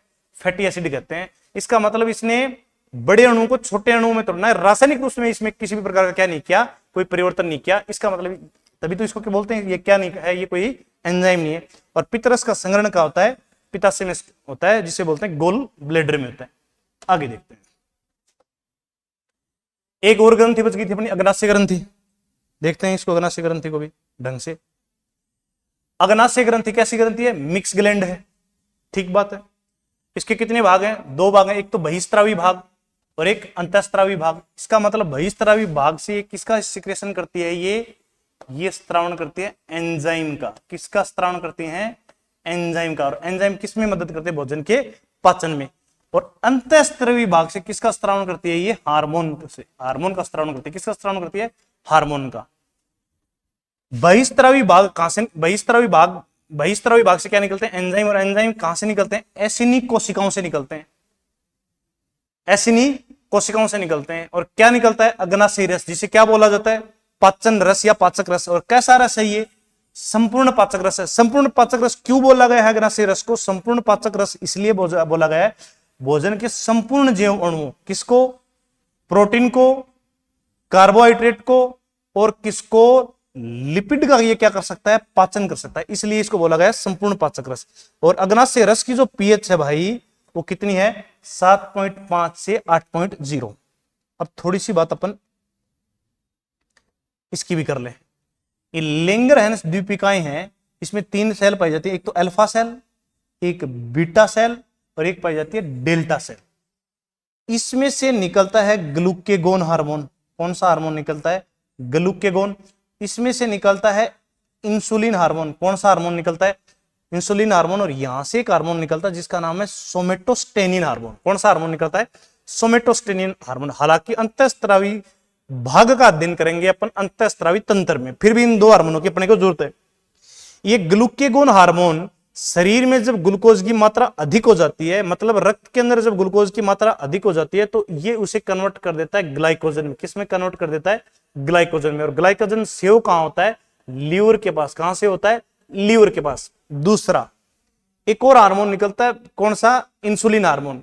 ये इंसुलिन हार्मोन क्या करता है? जब शरीर को जरूरत पड़ती है वापस किसकी? ग्लूकोज की, तो इसी ग्लाइकोजन को ये किस में कन्वर्ट कर देता है? ये इस ग्लाइकोजन को ग्लूकोज में कन्वर्ट कर देता है। ध्यान रखना। नेक्स्ट बात करते हैं, अग्नाशय के बहिस्त्रावी भाग में एसिनी कोशिकाएं पाई जाती हैं, और जो किसका स्त्रावण करती हैं? पाचन रस का स्त्रावण करती हैं। अग्नाशय के पाचन रस को कैसा रस बोला जाता है? संपूर्ण पाचक रस बोला जाता है, क्योंकि इसमें सभी प्रकार के पाचक एंजाइम क्या होते हैं? पाए जाते हैं। सबसे पहले प्रोटीन का पाचक एंजाइम कौन सा पाया जाता है? इसमें प्रोटीएज पाया जाता है। ध्यान रखना, बहुत इंपॉर्टेंट है। कौन सा एंजाइम पाया जाता है? प्रोटीन का पाचन करने वाला एंजाइम कौन सा है? प्रोटीएज एंजाइम पाया जाता है। और इस प्रोटीएज के अंदर क्या क्या पाए जाते हैं? इस प्रोटीएज के अंदर पाए जाते हैं निष्क्रिय ट्रिप्सिनोजन, काइमोट्रिप्सोनोजन, और इसके अंदर पाया जाता है प्रोकार्बोक्सी पेप्टाइड्स। और ये किस अवस्था में होते हैं? सभी के सभी इनएक्टिव स्टेज में होते हैं। इनएक्टिव स्टेज का मतलब होता है निष्क्रिय अवस्था में होते हैं। निष्क्रिय अवस्था में होते हैं, निष्क्रिय अवस्था में होते हैं। क्या सवाल बन सकता है? प्रोटीन का पाचक एंजाइम कौन है? प्रोटीएज। प्रोटीएज में क्या क्या पाया जाता है? प्रोटीएज में पाया जाता है ट्रिप्सिनोजन, काइमोट्रिप्सिनोजन, प्रोकार्बोक्सीपेप्टिड्स। और किस अवस्था में पाए जाते हैं? इनएक्टिव स्टेज में पाए जाते हैं। तो प्रोटीएज में 3 एंजाइम पाए जाते हैं, और किस अवस्था में पाए जाते हैं? ये इनएक्टिव स्टेज में पाए जाते हैं, मतलब ये निष्क्रिय अवस्था में पाए जाते हैं। और अग्नाशय रस को ध्यान रखना कैसा बोला जाता है? संपूर्ण पाचक रस बोला जाता है। क्यों बोला जाता है? ये प्रोटीन का, लिपिड का, कार्बोहाइड्रेट का क्या कर सकता है? पाचन कर सकता है। आगे देखते हैं। दूसरा, कार्बोहाइड्रेट का पाचन किसके द्वारा होता है? अग्नाशय ग्रंथि से। यहां से किसके द्वारा होता है? एमाइलेज के द्वारा। कहां से निकलता है एमाइलेज? अग्नाशय रस से निकलता है। और एमाइलेज किसका पाचन करता है? कार्बोहाइड्रेट का पाचन करता है। ठीक बात है, आगे देखते हैं। वसा का पाचक एंजाइम कौन सा होता है? लाइपेज होता है। और लाइपेज कहां से निकलता है? अग्नाशय से निकलता है। और किसका पाचन करता है? लिपिड का पाचन करता है। और न्यूक्लिक अम्ल का पाचक एंजाइम कौन सा है? न्यूक्लियेज है। ये भी किससे निकलता है? ध्यान रखना, अग्नाशय ग्रंथि से निकलता है। इसीलिए अग्नाशय ग्रंथि से निकलने वाले अग्नाशय रस को बोला जाता है पूर्ण पाचक रस। तक क्यों? क्योंकि सभी जैव अणुओं का क्या कर सकता है? पाचन कर सकता है। आगे देखते हैं। देखो नोट में बहुत इंपॉर्टेंट बात है, निष्क्रिय ट्रिप्सिनोजन को सक्रिय ट्रिप्सिन में एंटेरोकाइनेज एंजाइम बदलता है। बहुत इंपॉर्टेंट बात है। प्रोटीन का पाचन करने वाला एंजाइम प्रोटीएज के अंदर क्या पाया जाता है? ट्रिप्सिनोजन पाया जाता है, और जो कैसा होता है? इनएक्टिव होता है। इस इनएक्टिव ट्रिप्सिनोजन को एक्टिव ट्रिप्सिन में कौन बदलता है? एंटेरोकाइनेज एंजाइम बदलता है। और यह एंजाइम मतलब ये एंटेरोकाइनेज एंजाइम कहां से निकलता है? छोटी आंत के ग्रहणी वाले भाग से स्रावित होता है। इसका मतलब ये हुआ कि अग्नाशय से निकलता है कौन सा रस? अग्नाशयी रस। अग्नाशयी रस। और ये अग्नाशयी रस किस में जाता है? ग्रहणी वाले भाग में। और ग्रहणी वाले भाग में जाते ही ये ट्रिप्सिनोजन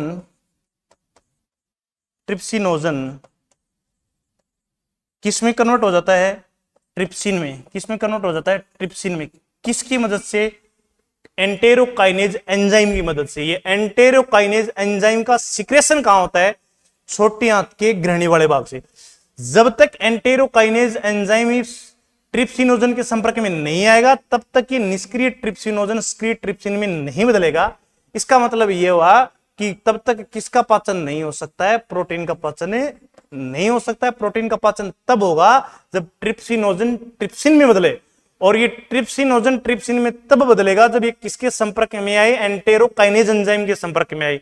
और एंटेरोकाइनेज के एंजाइम में तब संपर्क में आएगा जब अग्नाशय रस कहां पहुंच जाए? ग्रहणी में पहुंच जाए। ग्रहणी में जैसे ही पहुंचेगा मतलब छोटी आंत के ग्रहणी वाले भाग में, ड्यूडेनम वाले भाग में जैसे ही पहुंचेगा तो वहां क्या निकलेगा? एंटेरोकाइनेज एंजाइम निकलेगा। और ये एंटेरोकाइनेज एंजाइम इसको किसमें कन्वर्ट कर देगा? इस निष्क्रिय ट्रिप्सिनोजन को ट्रिप्सिन में कन्वर्ट कर देगा। ये ट्रिप्सिन किसका पाचन करेगा लालो? प्रोटीन का पाचन कर देगा। आगे देखते हैं। छोटी आंत की लंबाई कितनी होती है भाई? 7 मीटर होती है। लंबाई में बड़ी होती है लेकिन इसकी गुहा मतलब इसका क्षेत्रफल कैसा होता है? कम होता है। इसका गुहा कैसा होता है? कम होता है। एक छोटी सी चीज और देख लो आप। छोटी आंत इस प्रकार की होती है।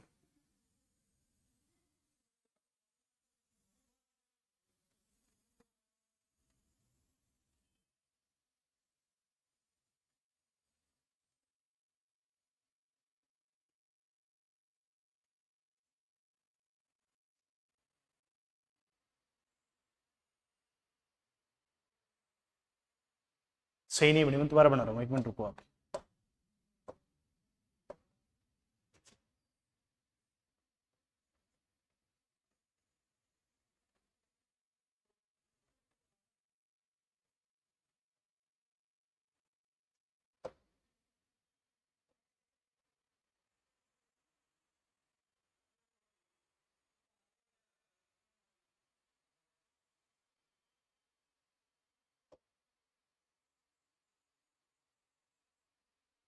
ये छोटी आंत है।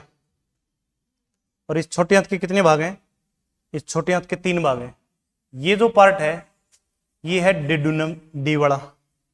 और ये जो बीच वाला पार्ट है ये है जेजुनम।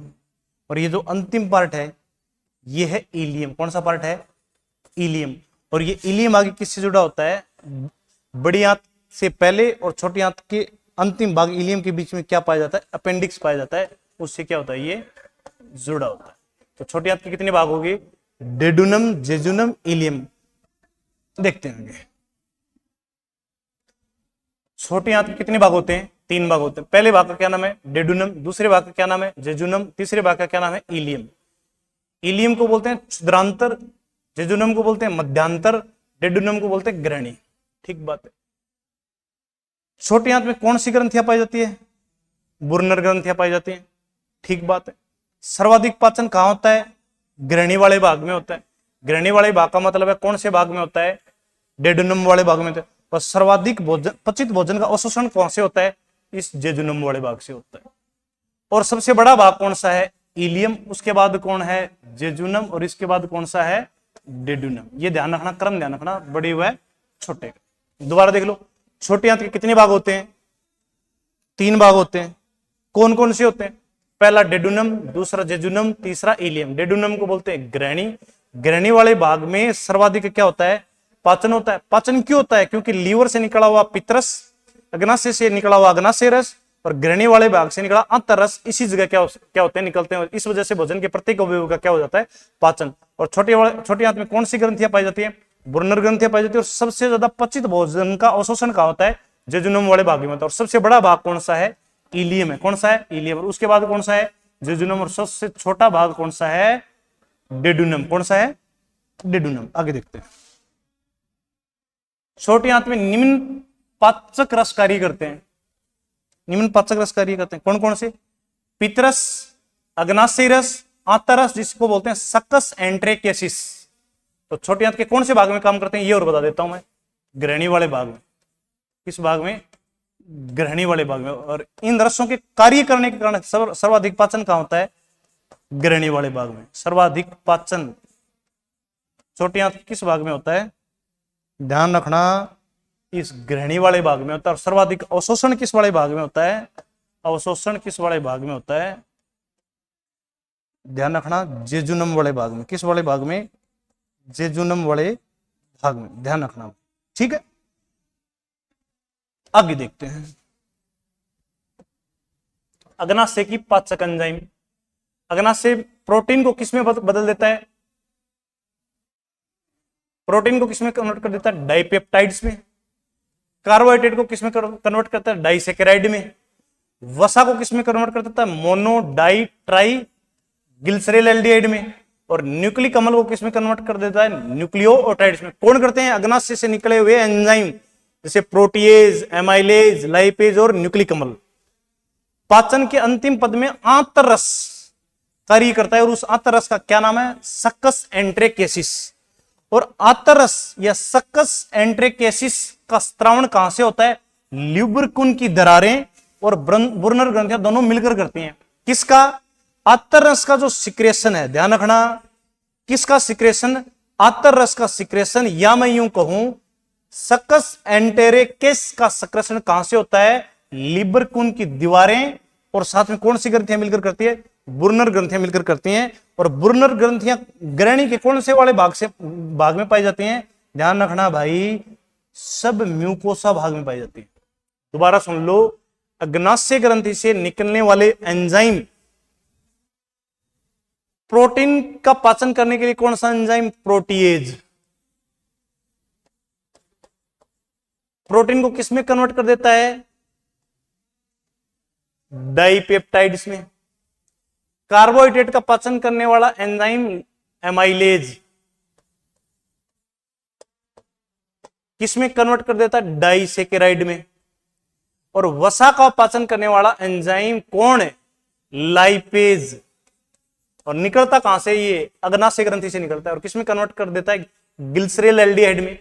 और न्यूक्लिक अम्ल का पाचन करने वाला एंजाइम न्यूक्लियेज, न्यूक्लिक अम्ल को किसमें कन्वर्ट कर देता है? न्यूक्लियोटाइड्स में अपघटित कर देता है। ठीक बात है। वसा पाचन के अंतिम पद में आंतररस कार्य करता है और उस आंतररस का नाम है सक्कस एंटेरेकेसिस। और ये जो आंतररस का जो सिक्रेशन है वो करता कौन है? ल्यूब्रिकिन की दरारें और साथ में कौन मिलकर? ब्रुनर ग्रंथियां मिलकर कार्य करते हैं। और ध्यान रखना, ब्रुनर ग्रंथियां कहां पाई जाती हैं भाई?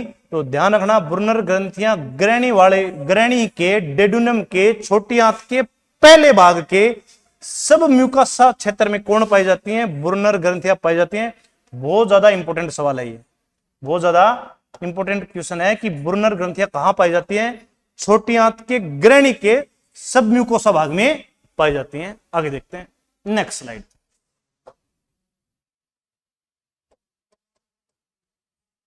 डाइपेप्टाइड्स, अग्नाशय ग्रंथि से निकला हुआ प्रोटीएज प्रोटीन को किसमें कन्वर्ट कर देता है? डाइपेप्टाइड्स में कन्वर्ट कर देता है। और ये इसके ऊपर जब कौन सा एंजाइम आता है? डाइपेप्टिडेज आता है, तो ये इसको किसमें कन्वर्ट कर देता है? एमिनो एसिड में कन्वर्ट कर देता है। डाइसेकेराइड, सुक्रोज को कौन है? सुक्रेज किस में कन्वर्ट कर देता है? ग्लूकोज व फ्रक्टोज में कन्वर्ट कर देता है। माल्टोज को कौन माल्टेज किस में कन्वर्ट कर देता है? ग्लूकोज प्लस ग्लूकोज में कन्वर्ट कर देता है। और लेक्टेज को कौन सा एंजाइम लेक्टेज किस में कन्वर्ट कर देता है? ग्लूकोज और ग्लेक्टोज में कन्वर्ट कर देता है। इसका क्या मतलब है? सुक्रोज की मोनोसेकेराइड इकाइयां हैं ग्लूकोज और फ्रक्टोज, माल्टोज की जो मोनोसेकेराइड इकाइयां हैं वो है ग्लूकोज और ग्लूकोज, और लेक्टोज की जो मोनोसेकेराइड इकाइयां हैं वो ग्लूकोज व ग्लेक्टोज हैं। इनको सुक्रोज को ग्लूकोज और ग्लूकोज में कौन बदलता है? सुक्रेज। माल्टेज को ग्लूकोज प्लस ग्लूकोज में कौन बदलता है? Maltase enzyme. लेक्टेज को लेक्टोज को लेक्टेज एंजाइम किस में बदल देता है? ग्लूकोज प्लस ग्लेक्टोज में। इसमें क्यों बदला गया है? इसका कारण है क्योंकि अवशोषण किन का होना है? भोजन के इन बड़े अणुओं के छोटे रूप, जो प्रोटीन किसमें टूटता है? अंतिम रूप में, एमिनो एसिड में। स्टार्च किसमें टूटता है? ग्लूकोज में, फ्रक्टोज में, या किसमें टूटता है? ग्लेक्टोज में, ताकि शरीर उनका क्या कर सके? अवशोषण कर सके, और अवशोषण के बाद क्या कर सके? इसे ऊर्जा बना सके। आगे देखते हैं। और मोनोमेडाइट या ट्राइग्लिसरेल एल्डिहाइड, मतलब वसा को लाइपेज एंजाइम जो अग्नाशय ग्रंथि से निकलता है वो किसमें कन्वर्ट कर देता है? इसमें कन्वर्ट कर देता है, और वापिस लाइपेज एंजाइम इसको किसमें कन्वर्ट कर देता है? फैटी एसिड में, और अंतिम रूप में किसमें?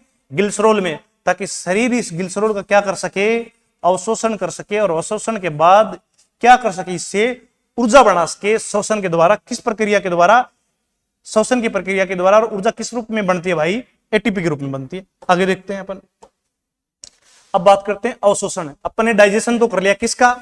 कार्बोहाइड्रेट का ग्लूकोज फ्रक्टोज ग्लेक्टोज के रूप में, प्रोटीन का एमिनोमल के रूप में, वसा का ग्लिसरॉल के रूप में। कैसे हुआ हमने देखा।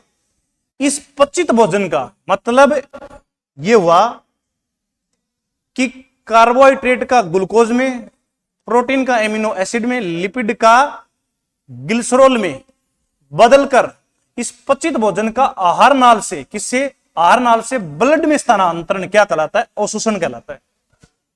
समझ में आ गया? अवशोषण का क्या मतलब है? पचित भोजन का मतलब कार्बोहाइड्रेट जब ग्लूकोज में बदलता है, प्रोटीन जब एमिनो एसिड में बदलता है, लिपिड जब ग्लिसरॉल में बदल जाता है, तब ये कहां रहते हैं? आहार नाल में रहते हैं।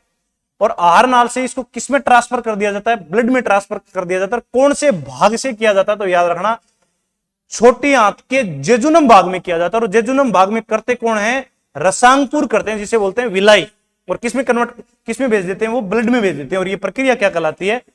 अवशोषण कहलाती है। ठीक बात है। अब अवशोषण कहां किसका होता है वो और देख लेते हैं अपन। मुख गुहा में किसका अवशोषण होता है? औषधियों का, ड्रग्स का। किसका अवशोषण होता है? जल का। ध्यान रखना। अमाशय में किसका अवशोषण होता है? जल का, सरल शर्कराओं का, और ध्यान रखना मोस्ट इंपोर्टेंट बात, एल्कोहल का अवशोषण होता है। तो प्रश्न आता है एल्कोहल का अवशोषण कहां होता है? अमाशय में होता है। नेक्स्ट बात करते हैं। सबसे ज्यादा अवशोषण कहां होता है? सबसे ज्यादा जो अवशोषण की प्रक्रिया होती है वो होती है छोटी आंत में। कहां होती है? छोटी आंत में। सर्वाधिक अवशोषण कहां होता है? छोटी आंत में।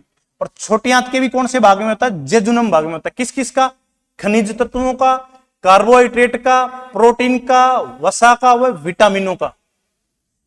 कार्बोहाइड्रेट का किस रूप में अवशोषण है? ग्लूकोज के रूप में अवशोषण। प्रोटीन का किसके रूप में अवशोषण? एमिनो एसिड के रूप में अवशोषण। और वसा का किसके रूप में अवशोषण? ग्लिसरॉल के रूप में क्या होता है? अवशोषण। और करता है कौन? करता है जेजुनम में रसांकुर करते हैं। और रसांकुर इन पचित भोजन को, ग्लूकोज को, एमिनो एसिड को और ग्लिसरॉल को कहां ट्रांसफर कर देती है? ब्लड में ट्रांसफर कर देती है। तो क्या कहलाता है? अवशोषण कहलाता है। बड़ी आंत में किसी भी प्रकार का कोई पाचन नहीं होता, केवल और केवल जल व औषधियों का क्या होता है? अवशोषण होता है। ध्यान रखना। सर्वाधिक जल का अवशोषण कहां होता है? बड़ी आंत में होता है। और बड़ी आंत के भी कौन से भाग में होता है? कोलन भाग में होता है। एक छोटा सा पॉइंट और बच गया, स्वांगीकरण। अभी स्वांगीकरण क्या होता है ये और देख लेते हैं। स्वांगीकरण का मतलब है जब भोजन का डाइजेशन हो जाए, और डाइजेशन होने के बाद जब उसका अवशोषण हो जाए, उस अवशोषित भोजन का संग्रहण करने की जो प्रक्रिया है वो कहलाती है स्वांगीकरण। क्या कहा है?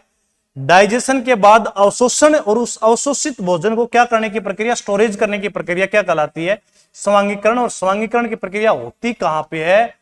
यकृत में होती है और मांसपेशियों में होती है। कहां होती है? मांसपेशियों में। कहां होती है? मांसपेशियों में और कहां होती है भाई? कंकाल तंत्र में। कहां होती है? स्केलेटन सिस्टम में होती है। ध्यान रखना, स्वांगीकरण की प्रक्रिया यहां होती है। आगे बात करते हैं।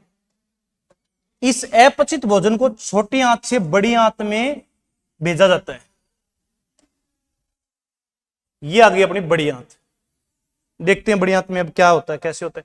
बड़ी आंत के भाग कितने होते हैं? 3 भाग होते हैं। छोटी आंत के अंतिम भाग और बड़ी आंत के प्रारंभिक भाग के बीच में क्या पाया जाता है? अपेंडिक्स पाया जाता है। क्या पाया जाता है?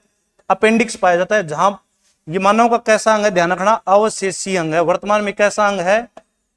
अवशेषी अंग है। कैसा अंग है?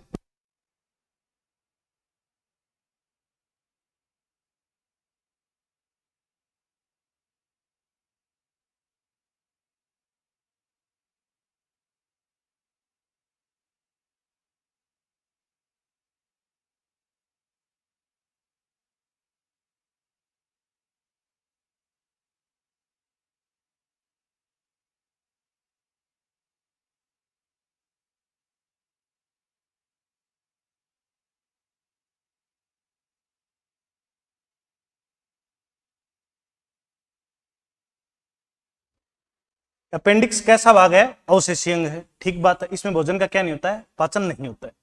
और पहला जो बड़ी आंत का भाग है वो है सिक्कम। दूसरा जो भाग है वो कौन सा है? यहां से लेके यहां तक का जो भाग है, यहां से लेके यहां तक का जो भाग है, यहां से लेके यहां तक का जो भाग है वो है कोलोन। कौन सा भाग है? कोलोन। इस कोलोन वाले भाग में क्या होता है वो देख लेते हैं। इस कोलोन वाले भाग में एक सहजीवी जीवाणु पाया जाता है। सहजीवी जीवाणु क्या पाया जाता है? सहजीवी जीवाणु। और उसका नाम क्या है? इकोलोई। क्या है? इकोलोई। ये इकोलोई जीवाणु मल को खाता है और उस मल को किसमें कन्वर्ट कर देता है? Vitamin B12। किसमें कन्वर्ट कर देता है?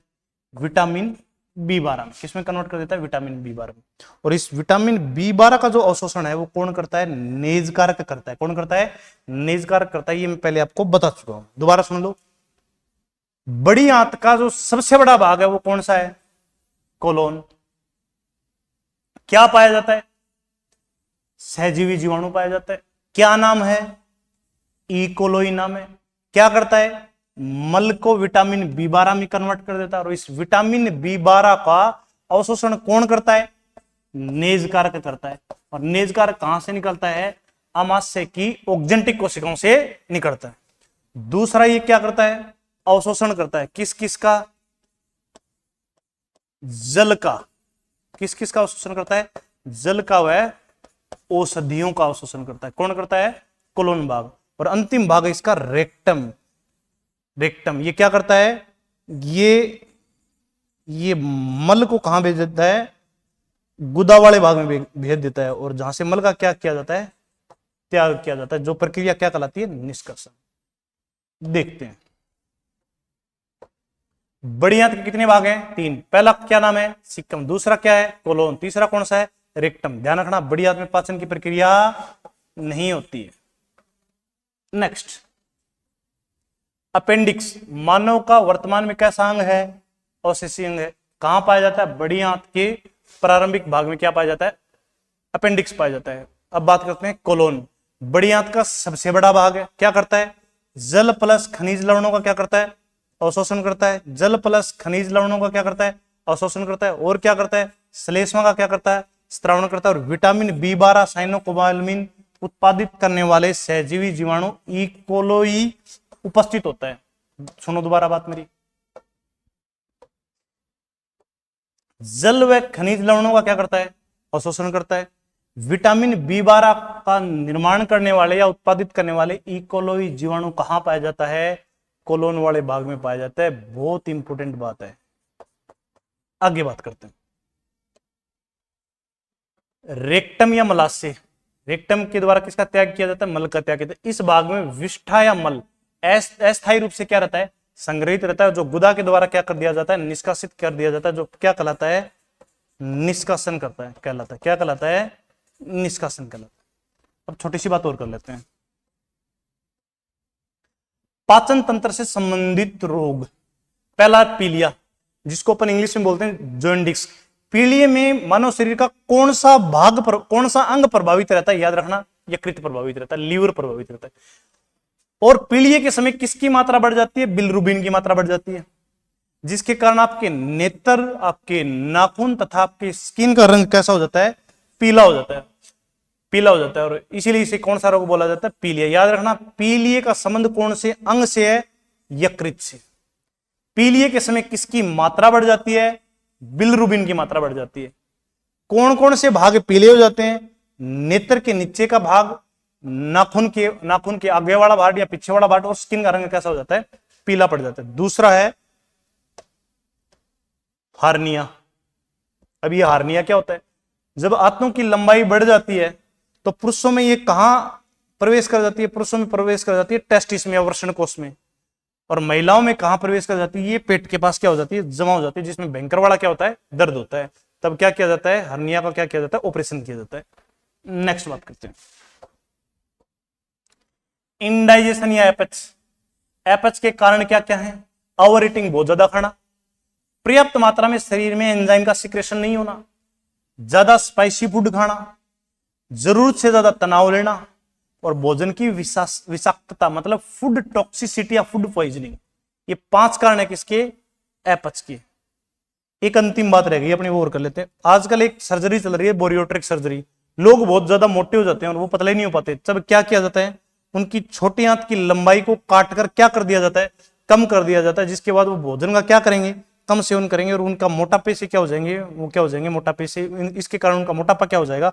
दूर हो जाएगा। और इस सर्जरी को बोला जाता है बोरियोट्रिक सर्जरी।